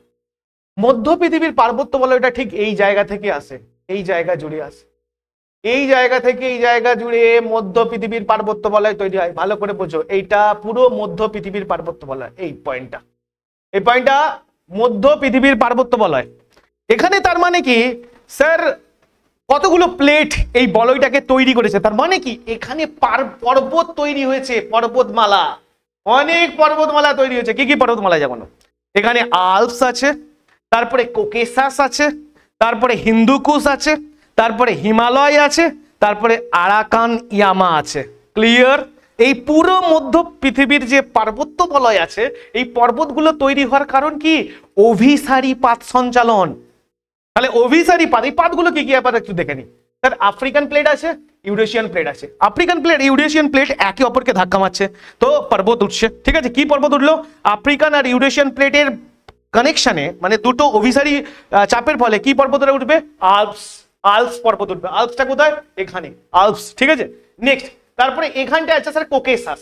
কোকেসাসের মধ্যে, কোকেসাস যে পর্বতমালাটা আছে এটা ইউরেশিয়ান প্লেট, আর এটা হচ্ছে কি আরবিয়ান প্লেট। আরবিয়ান প্লেট আর ইউরেশিয়ান প্লেট দুজনে চাপ সৃষ্টি করে, অভিসারী সরণ ঘটলে স্যার কোকেসাস পর্বত ওঠে। নেক্সট স্যার এইখানে আছে স্যার হিন্দুকুশ। এই হিন্দুকুশ কার কার ফলবে? এই যে ইন্ডিয়ান প্লেট, ভারতবর্ষের যে অংশটা জুড়ে ইন্ডিয়ান প্লেট, এটা ইন্ডিয়ান প্লেট, আর এইদিকে স্যার ইউরেশিয়ান প্লেট, দুটো মাঝখানে স্যার হিন্দুকুশ তৈরি হয়। হিমালয় প্লেটও স্যার সেম জিনিস, হিমালয়ও সেম জিনিস। হিমালয় তোমার ইউরেশিয়ান প্লেট আর ইন্ডিয়ান প্লেট। তো তোমাকে কোশ্চেন করবে স্যার হিমালয় বা এভারেস্ট কোন দুটো প্লেটের মাঝখানে চেপে তৈরি হয়েছে? সেটা হচ্ছে গিয়ে একটা হচ্ছে ইউরেশিয়ান প্লেট আর ইন্ডিয়ান প্লেট। ইউরেশিয়ান আর ইন্ডিয়ান প্লেটের মাঝখানে হিমালয় তৈরি হয়েছে এই অভিসারী সঞ্চালনের ফলে। তাহলে ঠিক আছে, আর এইখানে আছে স্যার আরাকান ইয়ামা। আরাকান ইয়ামা কোন দুটো প্লেটের মাঝখানে চলে আসে? একটা হচ্ছে ইউরেশিয়ান প্লেট আর দুই হচ্ছে ইন্দো বার্মা প্লেট। ঠিক আছে, একটা ইউরেশিয়ান আর একটা বার্মা প্লেট, এটা হচ্ছে বার্মা প্লেট। এই বার্মা প্লেট আর ইউরেশিয়ান প্লেটের মাঝখানে পড়ে আরাকান ইয়ামা তৈরি হয়। তাহলে কি কি তৈরি হয়েছে বললে? এই যে পর্বতগুলো উঠেছে, এগুলো কিসের কারণে উঠেছে? না পাত সঞ্চালনের ফলে। আর পাত সঞ্চালনের ফলে, অভিসারী পাত সঞ্চালনের ফলে নিচ থেকে ম্যাগমা উপর দিকে উঠে কি তৈরি হয়েছে? না আস্তে আস্তে আস্তে আস্তে পর্বতমালা তৈরি হয়েছে। এটা আগ্নেয়গিরি ছিল, আস্তে আস্তে সেখান থেকেই পর্বত তৈরি হয়েছে। তো এইটাকে বলা হয় মধ্য পৃথিবীর পার্বত্য বলয়। এই মেজর পর্বতগুলো স্যার, পর্বতমালাগুলো এইখানে তৈরি হয়েছে পাত সঞ্চালনের ফলে। পাতগুলো বুঝতে পারলে স্যার? এখানে তিনটে পাতকে মেজর মনে রাখো, African plate, Arabian plate, Indian plate, আর উপরে ইউরেশিয়ান প্লেট আছে শুধু, আর কিছুই নেই। তাহলে নিচে কে কে আছে? আফ্রিকান, আরবিয়ান, ইন্ডিয়ান প্লেট, আর এখানে ইন্দো বার্মা, আর এখানে শুধু ইউরেশিয়ান প্লেট। ইউরেশিয়ান প্লেটের সাথেই সবার টক্কর মারছে। ঠিক আছে, তাহলে তোমাকে যদি বলে স্যার আল্পস পর্বত কোন কোন প্লেটের মাঝখানে তৈরি হয়েছে, হ্যাঁ তুমি বলবে sir Eurasian plate, African plate. যদি বলবে স্যার কোকেসাস, তো Eurasian and Arabian plate. Then তারপরে হিন্দুকুশ, ইউরেশিয়ান, ইন্ডিয়ান প্লেট। হিন্দু হ, হিমালয় হ, ইউরেশিয়ান ইন্ডিয়ান প্লেট। আর এইদিকে স্যার আরাকান ইয়ামা, আরাকান ইয়ামা পর্বতমালা কার কার মধ্যে হয়েছে? বার্মা প্লেট, কারণ এটা মায়ানমারে অবস্থান করছে। আরাকান ইয়ামা কোথায়? মায়ানমার। তো এখানে বার্মা প্লেট আছে, বার্মা প্লেট আর ইউরেশিয়ান প্লেট। Clear sir? এটা গেল ফার্স্ট। নেক্সট আমরা এবার দেখবো স্যার, তার মানে মধ্য আটলান্টিক, মধ্য পৃথিবীর পার্বত্য বলয় কমপ্লিট, মধ্য পৃথিবীর পার্বত্য বলয় কমপ্লিট। এরপরে এটাকে আমি মুছে দিচ্ছি। নেক্সট আমরা দেখবো স্যার কোথায় আছে? মধ্য আটলান্টিক শৈলশিরা, মধ্য আটলান্টিক যেটা বলয়, মধ্য আটলান্টিক ভূমিকম্প বলয়, মধ্য আটলান্টিক ভূমিকম্প বলয়। এই মধ্য আটলান্টিক ভূমিকম্প বলয়টা কোথায়? না আটলান্টিক মহাসাগর দেখতে পাচ্ছ, আমেরিকা, উত্তর আমেরিকা, দক্ষিণ আমেরিকা, ইউরোপ, আফ্রিকা, এশিয়া, এর মধ্যে মাঝখান বরাবর যেটা চলে এই যে এস আকারের, এটাকে কি বলে? মধ্য আটলান্টিক। এটা আটলান্টিক মহাসাগর, আটলান্টিক মহাসাগর। প্যাসিফিক ওশেন কোনটা? এই দিকটা আর ওই দিকটা প্যাসিফিক। আর মাঝখানটা কি? আমেরিকা আর আফ্রিকা, ইউরেশিয়ার মাঝখানে কি প্যাসিফিক, আটলান্টিক মহাসাগর। এটা ইন্ডিয়ান। ঠিক আছে? এই যে প্যাসিফিক, এই সরি আটলান্টিক মহাসাগর, এই আটলান্টিক মহাসাগরের পাথ কোনগুলো আগে দেখো। প্রথম হচ্ছে নর্থ আমেরিকা প্লেট, এইদিকে ধাক্কা, এ আর ধাক্কা, এটা কিন্তু অপসারী সঞ্চালন হবে, এটা অপসারী সঞ্চালন হবে, মানে একটা প্লেট আর একটা প্লেট থেকে আস্তে আস্তে দূরে সরে যাবে। তাহলে এটা হচ্ছে নর্থ আমেরিকা প্লেট আছে, এটা ইউরোশিয়া প্লেট আছে, আফ্রিকান প্লেট আছে, সাউথ আমেরিকা প্লেট আছে। এই সাউথ আমেরিকা প্লেট আর আফ্রিকান প্লেট এই দুটো আস্তে আস্তে দূরে সরে যাবে। ঠিক আছে? আচ্ছা, নর্থ আমেরিকা প্লেট আর ইউরোশিয়া প্লেট আস্তে আস্তে দূরে সরে যাবে। আরো অনেক প্লেট আছে, ছোটখাটো যে প্লেটগুলো হয়, আমরা মেজর প্লেটে যাচ্ছি। যখন দূরে সরে যাচ্ছে তখন এই মিডিল পোর্শন থেকে একটা ফাটল বা ক্র্যাক তৈরি হয়, আর এই ক্র্যাক বা ফাটল থেকে স্যার ম্যাগমা ওপর দিকে উঠে এসে শৈলশিরা বা রিজ তৈরি করে। একে ইংলিশে কি বলে? রিজ, আর একে বাংলায় বলে শৈলশিরা।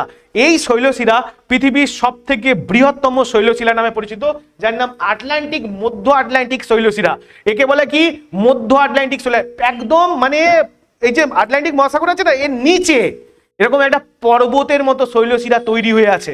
ওই ভেতর থেকে ম্যাগমা উঠে জমে জমে সেখানে পর্বতের মতো তৈরি হয়েছে। যখন আটলান্টিক মহাসাগরের ভেতরে ঢুকবে তখন দেখতে পাবে একটা বড় পাহাড় এরকম, এইখান থেকে এখান পর্যন্ত তৈরি হয়ে আছে। একে রিজ বলে, ইংলিশে বাংলায় বলে শৈলশিরা। এটার কারণ হচ্ছে অপসারী পাত সঞ্চালন, মানে এটা এইদিকে সরছে, এটা এইদিকে সরছে, এটা এইদিকে সরছে, এটা এইদিকে, এটা অপসারণ ঘটছে আস্তে আস্তে। ব্যাপারটা বোঝা গেছে স্যার? এটাও ভূমিকম্পের ফলে হচ্ছে। তাহলে clear sir? Clear sir? Next তাহলে আমরা এটা দেখে নিলাম। এরপরে আসবো স্যার ভূমিকম্পের আদার্স পার্টে। তাহলে আমরা তিনটে দেখে নিলাম, তিনটে বলয়। ভূমিকম্পের বলয় কটা আছে পৃথিবীর? তিনটে। এই জায়গাগুলোতে সব থেকে বেশি ভূমিকম্প হয় পৃথিবীতে। ঠিক আছে? মধ্য আটলান্টিক, আচ্ছা মধ্য পার্বত্য বলয়, মধ্য পৃথিবীর পার্বত্য বলয়, আর হচ্ছে প্রশান্ত মহাসাগরীয় বলয়। এটাই সব থেকে পৃথিবীর বেশি হয় ভূমিকম্প। এরপরে আসি আমাদের দেখবো স্যার ভূমিকম্প। এবার আমাদের বলয় আমরা দেখবো জোন। এবার ইন্ডিয়াতে চলে আসছে স্যার, এটা ওয়ার্ল্ড বেসিস চলছিল, এবার ইন্ডিয়াতে চলে আসি। ইন্ডিয়াতে ভূমিকম্প জোন কতগুলো আছে? ঠিক আছে? তাহলে আমাদের ভূমিকম্প জোন আছে, ভারতবর্ষের ভূমিকম্প জোন কতগুলো আছে এটা একটু দেখতে হবে।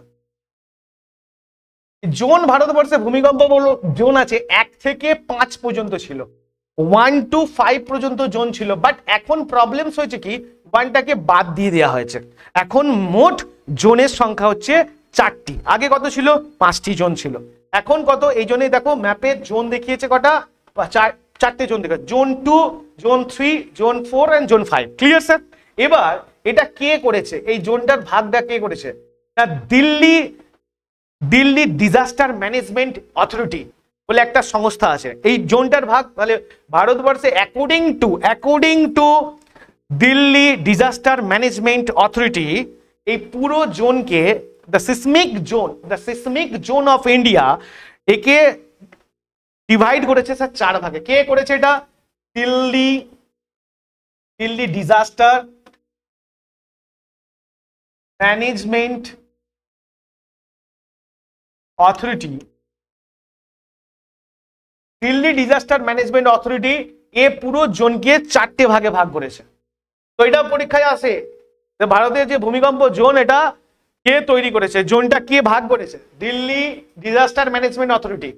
এর 4টে ভাগে বলে জোন। আমরা যদি জোন 2 দেখি, জোন 2 হচ্ছে কি না, এটা জোন 2 এখানে স্লো লো চলে, মানে এখানে অ্যাকচুয়ালি যে ভূমিকম্প যে ইন্টেন্সিটিটা থাকে এই ইন্টেন্সিটিটা লো, তাহলে এটাকে বলা হয় লো ইন্টেন্সিটি,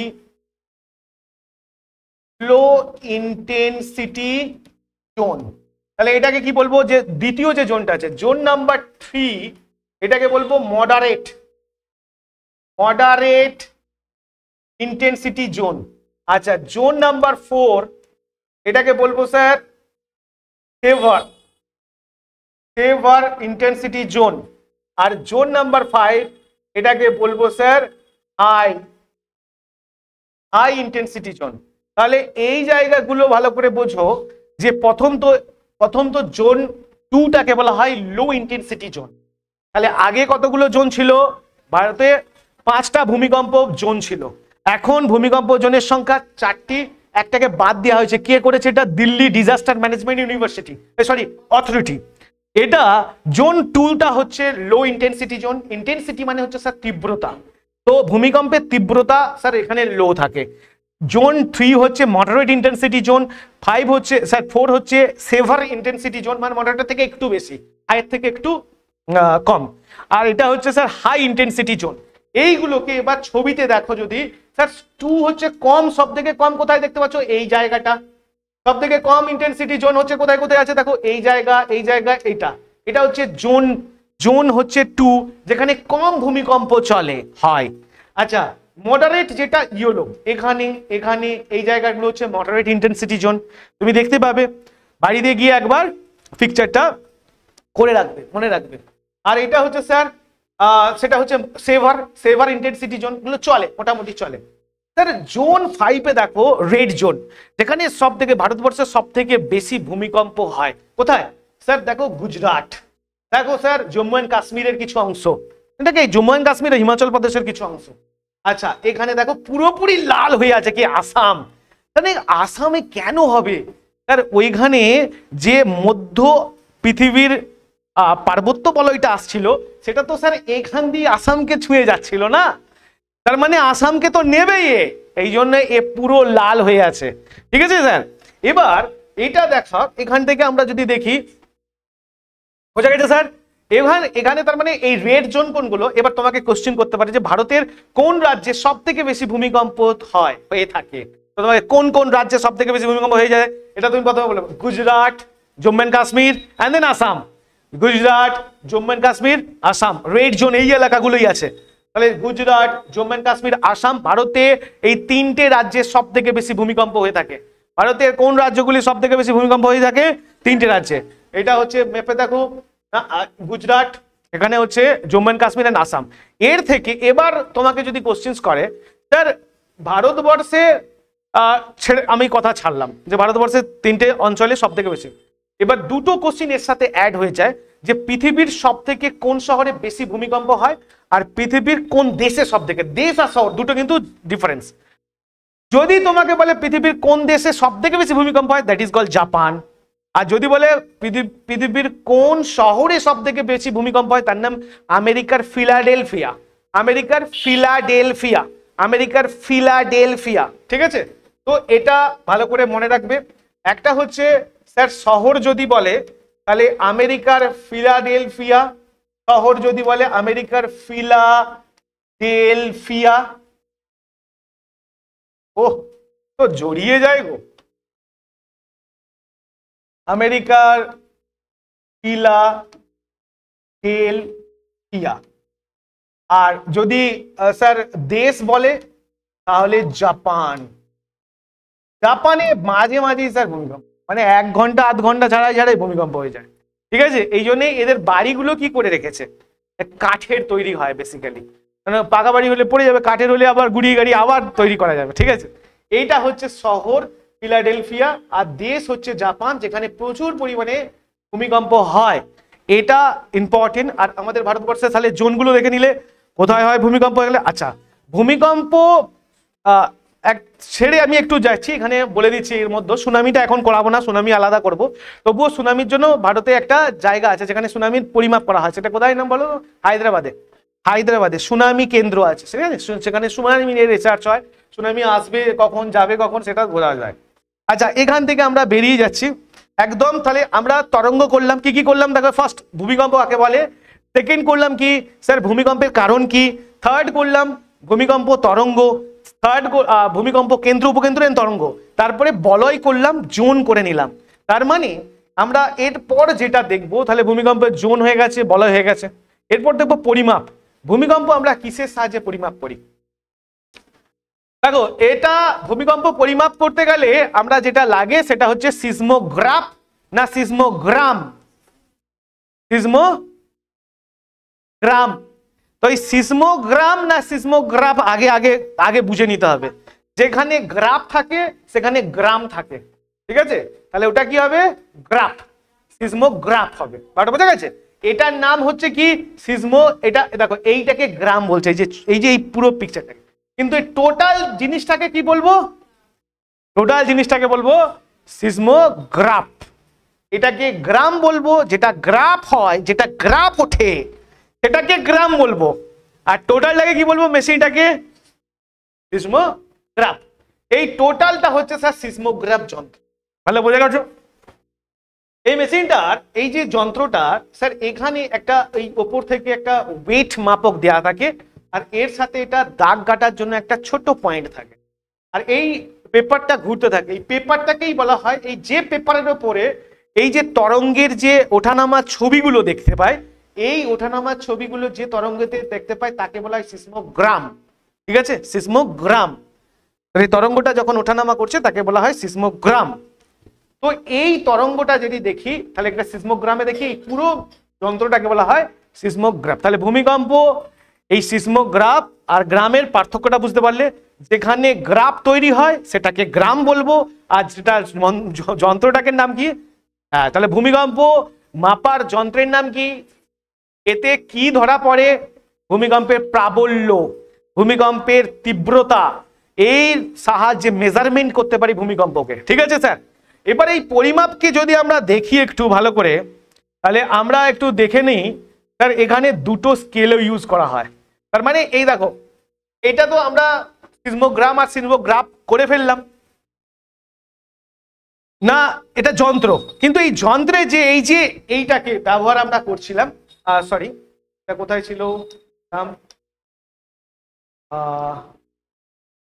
এই যে মেশিনটা আছে না, এই যে গ্রাফটা তৈরি হচ্ছে, এই যে ছোট এইখান থেকে উঠছে নামছে, এটা কিসের সাহায্যে মেজারমেন্ট করবো বলো তো? তার জন্য একটা স্কেল লাগবে না?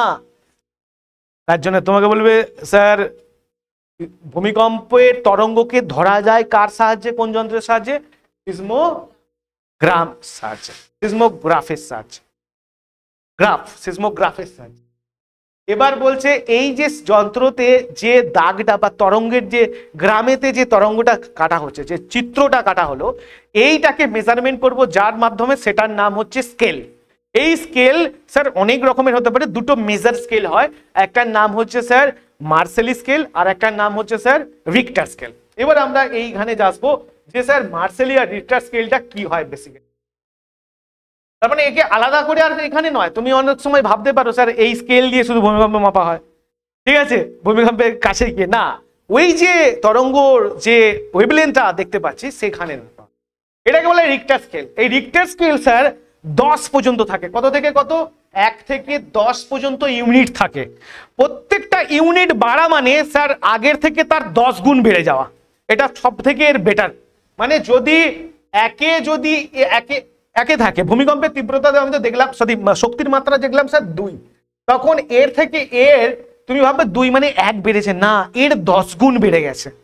তার মানে এর 10 গুণ বেড়ে যাবে স্যার এই 2 মানে ভূমিকম্পের তীব্রতা। সরি, এইবার ব্যাপারটা হচ্ছে সব থেকে যে পয়েন্টটা থাকে, সবাই বলে ভূমিকম্পের তীব্রতা মাপার স্কেলটার নাম হচ্ছে রিক্টার স্কেল। রিক্টার স্কেলের সাথে তীব্রতা মানে স্যার ভুল, রিক্টার স্কেলের সাথে তীব্রতা মাপা যায় না। রিক্টার স্কেলের সাথে স্যার ম্যাগনিটিউড মাপা হয়। ম্যাগনিটিউড মানে কি? মাত্রা। সব থেকে মেন রিক্টার স্কেলে ম্যাগনিটিউড মাপা হয়, আর তীব্রতা যেটাকে ইন্টেন্সিটি বলে, ইন্টেন্সিটি মাপার জন্য যে যন্ত্রটা লাগে তার নাম হচ্ছে স্যার, আমরা কি বলবো, এটা মার্সেলি স্কেল। বাট মার্সেলি স্কেলকে এখন ইউজ করা হয় না, কারণটাও আমি বলছি। প্রথম তো হচ্ছে স্যার ভূমিকম্পের ম্যাগনিটিউড মাত্রা, এই মাত্রাটা কি? যে এনার্জিটা রিলিজ করে, শক্তির মাত্রা। ভালো করে দেবে স্যার, রিক্টার স্কেলের সাহায্যে কি মাপা হয়? ভূমিকম্পের শক্তির মাত্রা ভূমিকম্পের শক্তির মাত্রা মেজারমেন্ট করা হয়।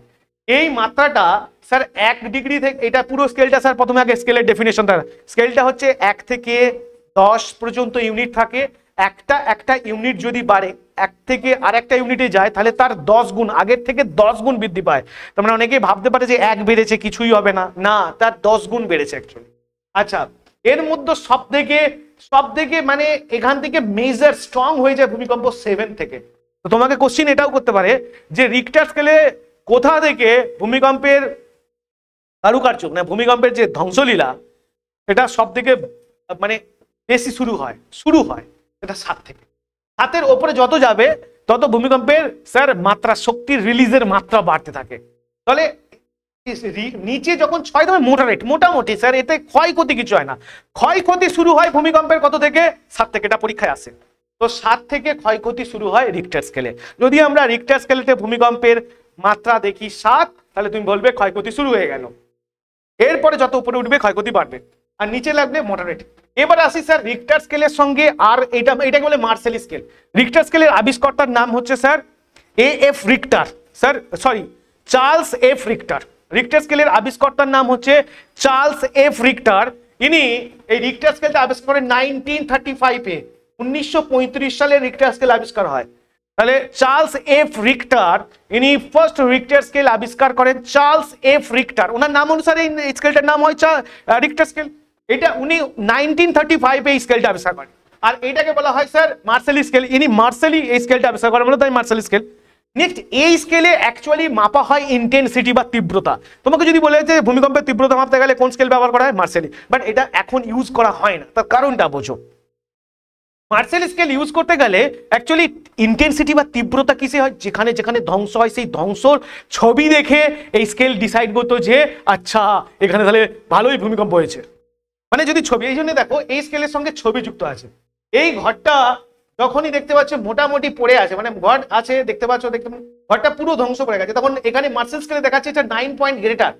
তো যখনই, তার মানে যেখানে এই স্কেলটাকে আমরা ইউজ করতে গেলে ভূমিকম্পের যে জায়গায় ভূমিকম্পটা হচ্ছে না, ধ্বংসটা হচ্ছে, সেই জায়গায় গিয়ে আমাকে পৌঁছাতে হবে। আর তার মানে পৌঁছানো মানে তোমাকে দেখতে হবে যে এই জায়গায় মাপটা কত। কিন্তু টিভিতে টেলিকাস্ট সঙ্গে সঙ্গে হয়ে যায়, ঠিক আছে? টিভিতে তো ভূমিকম্প হচ্ছে আর টেলিকাস্ট হচ্ছে একদম, যে এখানে এত এত পয়েন্ট ভূমিকম্পের তীব্রতাও বলে দেয়। ভূমিকম্পের তীব্রতা বলে না স্যার, ভুল বলে।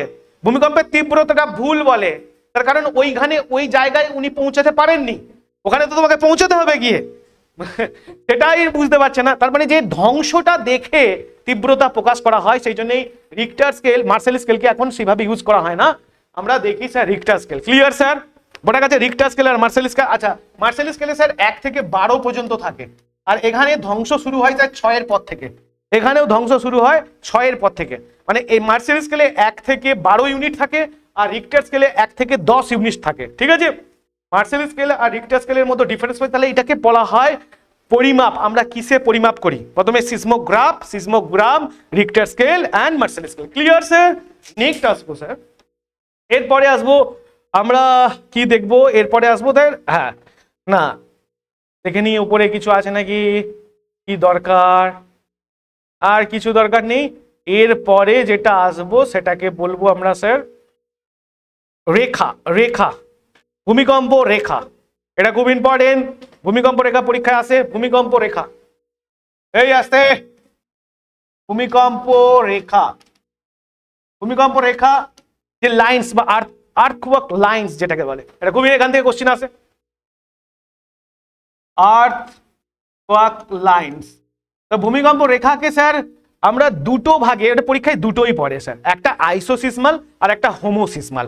এর মধ্যে ডিফারেন্সটাই যদি একটু বুঝে নাও যায়, ব্যাস আর কিছু লাগে না। আইসোসিসমাল, এটাকে আইসোসিসমাল লাইন বলা হয়। আইসোসিসমাল লাইন দেখলে তো আর বুঝতে পারবে না ডিফারেন্স, মানে এখানে এরকমই থাকে, তো এটা দেখলে কি বুঝতে পারবে। আর এটা হোমোসিসমাল লাইন,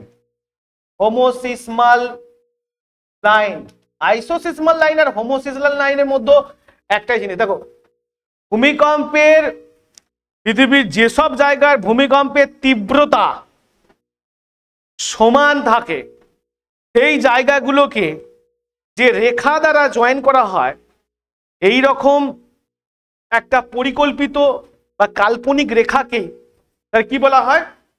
আইসোসিসমাল বলে। আইসোসিসমালে যে রেখাটা তৈরি হয় পৃথিবীর চারধারে ভূমিকম্প, এখানে তীব্রতা, এখানে তীব্রতা, এখানে তীব্রতা, এখানে তীব্রতা, এখানে তীব্রতা, এই তীব্রতাগুলো ইকুয়াল থাকে। যে পৃথিবীর যেসব স্থানগুলোর ভূমিকম্পের তীব্রতা সমান হয় সেই সব স্থানগুলোকে যে রেখা দ্বারা জয়েন করা হয় বা রেখা দ্বারা যোগ করে যে রেখাটা পাওয়া যায়, যে রেখাটা পাওয়া যায়, এই রেখাটা কাল্পনিক হয়। এই রকম কাল্পনিক রেখাকে আমরা আইসোসিসমাল লাইন বলি। তাহলে isoseismal line is related to earthquake. বুঝতে গেছে স্যার? তোমাকে কোশ্চেন করতে পারে যে আইসোসিসমাল লাইন কোন কার সাথে যুক্ত, বলবে ভূমিকম্প। প্রথমে তীব্রতা, এটা আইসোসিসমাল রিলেটেড টু তীব্রতা, ভালো করে এটাও মনে রাখবে। তীব্রতা, তাহলে তুমি ধরে ফেলবে তীব্রতা, তীব্রতা এটাকে ইন্টেন্সিটি বলা হয়, তীব্রতা ইন্টেন্সিটি বলা হয়। এরপরে হোমোসিসমাল লাইনটা ব্যাপারটা বোঝো, এর সাথে এর একটু জাস্ট একটু আলাদা। এখানে অ্যাট দা সেম টাইম, তাহলে প্রথম এখন বাজে 6টা, এই 6টায় এখানে একটা ভূমিকম্প কেন্দ্র হয়েছে, এখানে একটা ভূমিকম্প অনুষ্ঠিত হয়েছে, এখানে একটা ভূমিকম্প অনুষ্ঠিত হয়েছে, এখানে একটা ভূমিকম্প, এই অ্যাট দা সেম টাইম। এখানের মেন টার্গেট হচ্ছে at the same time, at the same time, একই সময়ে পৃথিবীর যেসব জায়গাগুলোর ভূমিকম্পগুলো মিলিত হয়, ভূমিকম্পগুলো তৈরি হয়, সেই জায়গাগুলো দিয়ে একটা যে লাইন কাল্পনিক রেখা তৈরি করা হয়, একে বলা হয় হোমোসিসমাল লাইন। ব্যাপারটা বোঝা গেছে স্যার? তাহলে হোমোসিসমাল লাইন কোনটা না, পৃথিবীর একই যেসব জায়গায় একই সময়ে, মানে একই সময় মানে একদম একটা মানে 6টা বাজে তো 6টা ওই সময়েই ভূমিকম্পগুলো অনুষ্ঠিত হয়েছে, দেখা গেছে সেই রেখাগুলোকে, লাইনগুলোকে যোগ করলে যে রেখা পাওয়া যায়, যে রেখা পাওয়া যায় বলতে যেটাকে কাল্পনিক রেখা, এগুলো সব কাল্পনিক রেখা স্যার, কল্পনা করা হয়েছে। দেখাই তো এখানে দেখতে পাচ্ছ স্যার আইসোসিসমাল লাইন, দেখলেও কিছু বুঝতে পারবে না, এখানে বুঝে কি হবে? ডিফারেন্স তো স্যার তীব্রতা আর ইন্টেন্সিটি অ্যাট দ্য সেম টাইমে হয়, তো ব্যাস আর কিছুই নয়। আর এটাকে স্যার হোমোসিসমাল লাইন বলে, ব্যাস ক্লিয়ার, বোঝা গেছে স্যার? এরপরে যেটা করবো আর একটা আছে স্যার ছায়া বলয়, ব্যাস এটা হলেই ভূমিকম্প কমপ্লিট। আর্থকোয়াক, ছায়া বলয়কে দেখতে গেলে আমাকে এটা দেখতে হবে। ছায়া বলয় নিয়ে কোশ্চিন আসে, 100% কোশ্চিন আছে। এর নাম কি? ছায়া বলয়। এর নাম কি? ছায়া বলয়। ঠিক আছে, ভালো করে বোঝো। আগে আমি ছবি দিয়ে একটু বুঝিয়ে দিই, তারপরে আমরা ড্রয়িং করে বুঝিয়ে দেবো। ঠিক আছে, ছায়া বলয়কে দেখো স্যার, এটাকে এপিসেন্টার বলে। এপিসেন্টার মানে কি? উপকেন্দ্র। তার মানে এপিসেন্টার মানে যদি উপকেন্দ্র হয়, নিশ্চয়ই কেন্দ্রটা নিচটাই হবে, হয় কি না? তো কেন্দ্রটা স্যার নিচটাই হবে, তো এইটাকে আমরা কেন্দ্র ভাবছি। এখানে তো সব মিলে যাচ্ছে, মিলেমিশে এক হয়ে যাচ্ছে। এটাকে স্যার কেন্দ্র, আর এটা এপিসেন্টার, কারণ কেন্দ্র ঠিক উপরিভাগে এপিসেন্টার তৈরি হয়। এইখান থেকে যখন ভূমিকম্পের তরঙ্গগুলো যায়, প্রবাহিত হয়, প্রথমে কে যায়? পি তরঙ্গ, তারপরে কে যায়? এস তরঙ্গ। এটা ভূমিকম্পের নিচেই থাকে, তরঙ্গের এটা ভূপৃষ্ঠের নিচেই এরা বাহিত হয়, উপরে এসে দুটো তরঙ্গে কনভার্ট হয়ে যায়, একটা কে? এল তরঙ্গ আর এস তরঙ্গ। এটাকে একটু দেখিয়ে দিলে বেটার লাভ করে, তো আমরা দেখিয়ে দিচ্ছি একবার।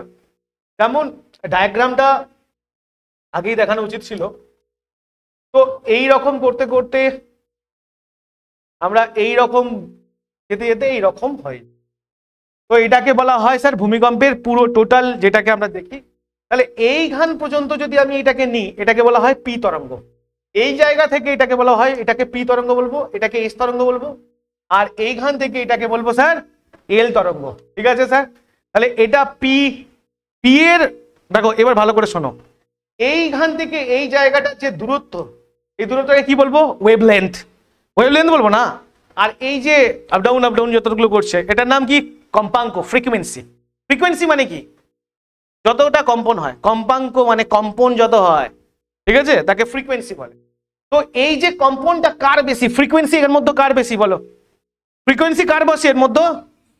পি এর ফ্রিকোয়েন্সি বসে। তাহলে পি ওয়েভস এর, ভূমিকম্পের যে পি ওয়েভস তরঙ্গ, তার ফ্রিকোয়েন্সি বেশি। যত কম পাবে, যত এরকম লাচবে, তাকে ফ্রিকোয়েন্সি বলে। পি ওয়েভস এর বেশি। এস হচ্ছে দেখো একটু লাচটা কম করে দিয়েছে, ঠিক আছে, তার ফ্রিকোয়েন্সি মধ্যম, মডারেট হয়ে গেছে। এর ফ্রিকোয়েন্সি, এল ওয়েভস এর ফ্রিকোয়েন্সি সব থেকে কম। তাহলে এবার দেখো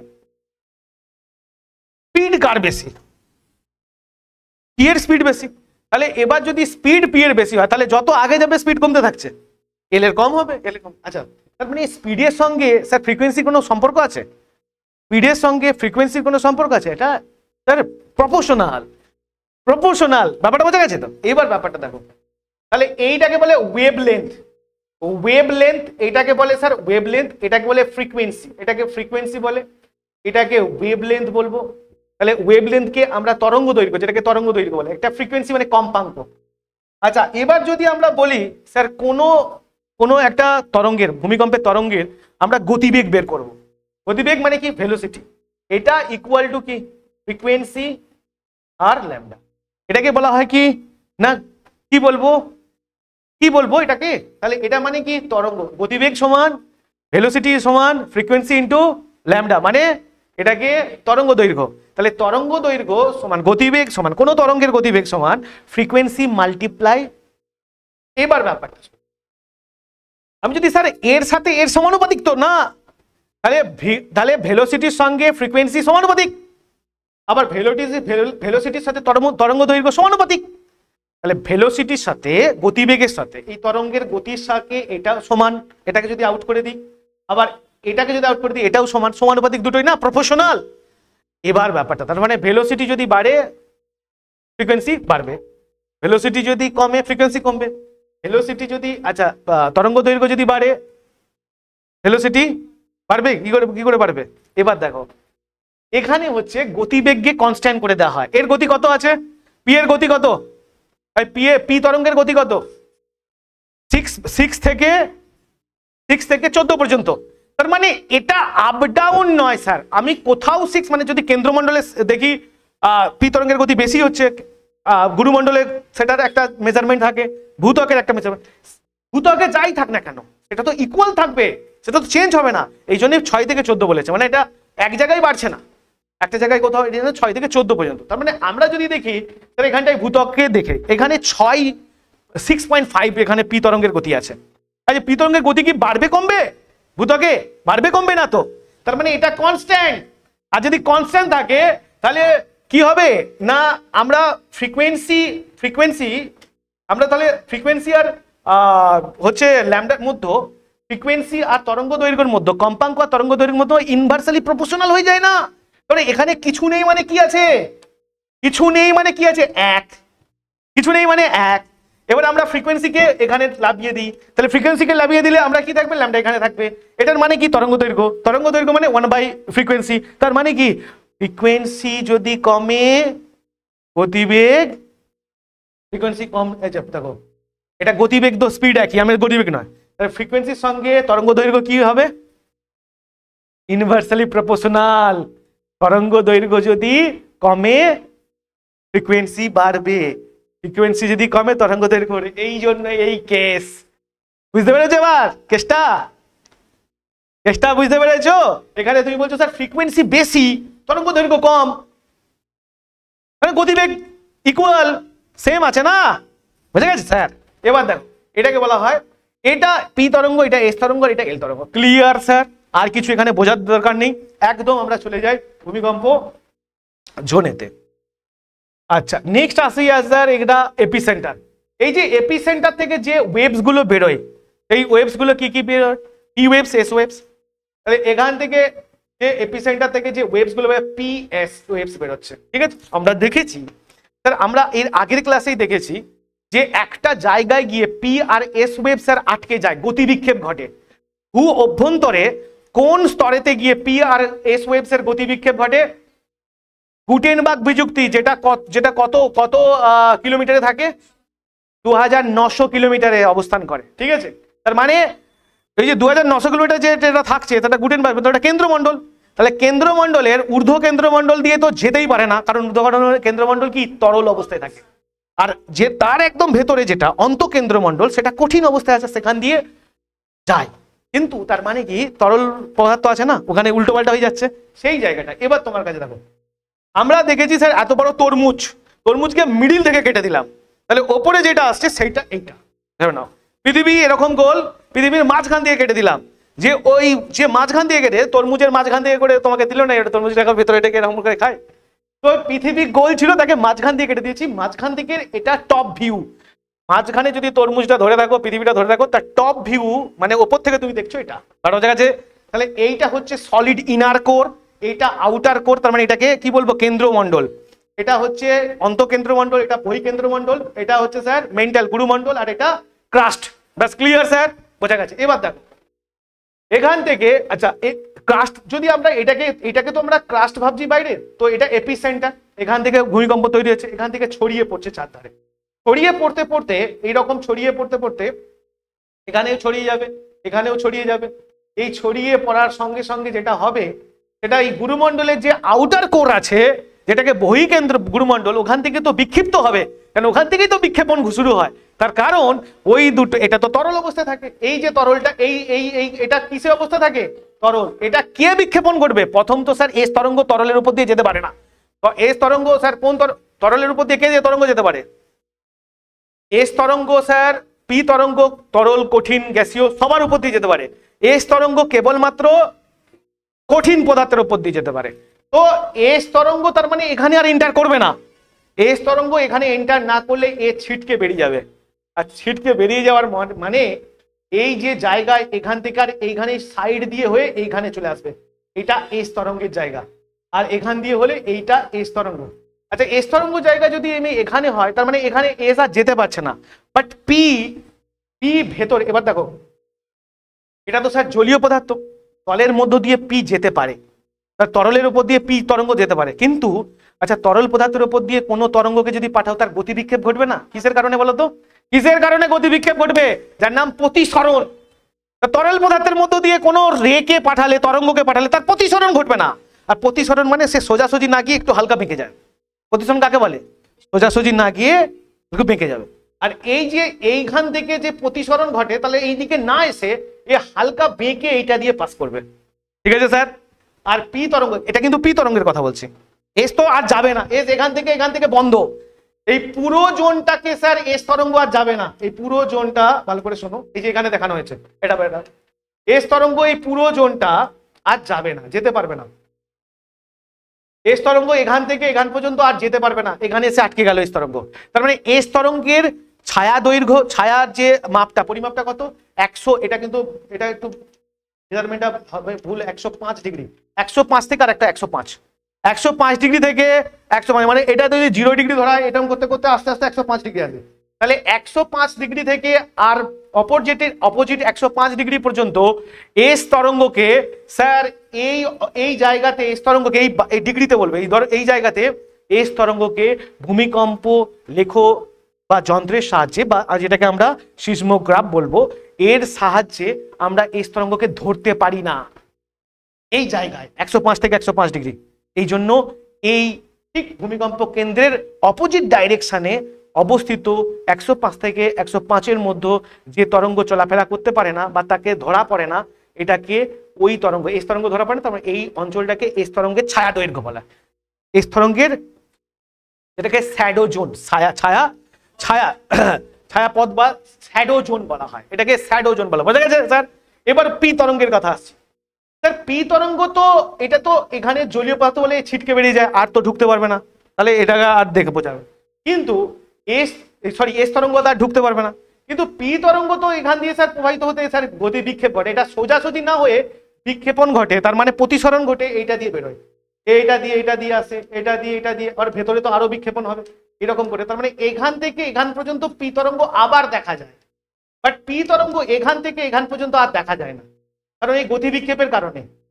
বোঝা গেছে স্যার? এস তরঙ্গকে দেখো, এস তরঙ্গ এখান থেকে এখানটা পুরো ধরে রাখো যে এস তরঙ্গ এখান থেকে দেখাই যায় না। ভূমিকম্প কেন্দ্রের ঠিক অপোজিট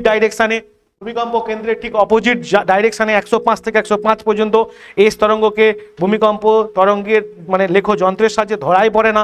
এই অঞ্চলটাকে ছায়া দৈর্ঘ্য বলা হয়, এটাকে শ্যাডো জোন বলে কাছের এসে।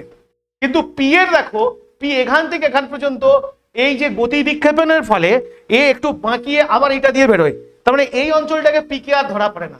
এটা কত? 105 থেকে এটা করবে 143 ডিগ্রি পর্যন্ত। 105 থেকে, অনেক বইয়েতে আছে স্যার 145 ডিগ্রি আছে, ঠিক আছে? বেশি ভাবো না, তুমি বলবে স্যার 105 থেকে 143 ডিগ্রি পর্যন্ত, আর এইটাও হবে 105 থেকে 105 ডিগ্রি থেকে 143 ডিগ্রি পর্যন্ত। এই জোনটাকে 105 থেকে 143 ডিগ্রি পর্যন্ত এই জোনটাকে পি এর শ্যাডো জোন বলা হয়, মানে পি তরঙ্গকে এখানে ধরতে পারা যায় না, এখানে বোঝা যায় না। Clear sir? বোঝা গেছে? কমপ্লিট বোঝা গেছে? আমরা এখান পর্যন্তই একটা করলাম। আর এটা থেকে কেন, এটা থেকে কারণ এটা আমরা এইখান থেকে বুঝলাম যে স্যার পি তরঙ্গ, আমরা আগে বলেছিলাম তখন আমরা যখন পার্থক্য করছিলাম তখন আমরা এটা বলিনি যে পি তরঙ্গে কোন কোন মাধ্যমের মধ্যে দিয়ে যেতে পারে। পি তরঙ্গ তো কঠিন তরল গ্যাসীয়, আমরা তো আগের ক্লাসগুলোতেই বলে এসেছি, এই জন্য আমি অতটা ওখানটায় পার্থক্যতে এক্সট্রা করে লিখিনি, যেটা দরকার ছিল সেটা করেছি। আর এস তরঙ্গ, এস তরঙ্গ তো স্যার আমরা জেনেইছি স্যার তরলের উপর দিয়ে যেতে পারে না, আর তরলের উপর যেতে পারে না মানে ও আর যাবে না, এখানেই আটকে যাবে। ঠিক আছে, কারণ তরলের পরেই তো কঠিন শুরু হচ্ছে, তো তরল যদি আগেই আটকে দেয় সে বলবেন না আর ভেতরে যে লাভ নেই। তো এটা একটা ঘটনা। আর পি তরঙ্গ যদিও আসতে পারে তার কারণ হচ্ছে প্রতিসরণের ফলে সোজাসুজি না গিয়ে একটু বেঁকে চলে আসে, এই জন্য এই অঞ্চল থেকে এই অঞ্চল পি তরঙ্গকে আর খুঁজে পাওয়া যায় না, এইটাকে পি তরঙ্গের শ্যাডো জোন বলে। এইদিকে এইটা আর এইদিকে এইটা, তাহলে এইটার ডিগ্রিটা কত? 103 থেকে 105 ডিগ্রি থেকে 143 ডিগ্রি পর্যন্ত। বোঝা গেছে? এটা পি আর এস তরঙ্গের শ্যাডো জোন বলা। কমপ্লিট।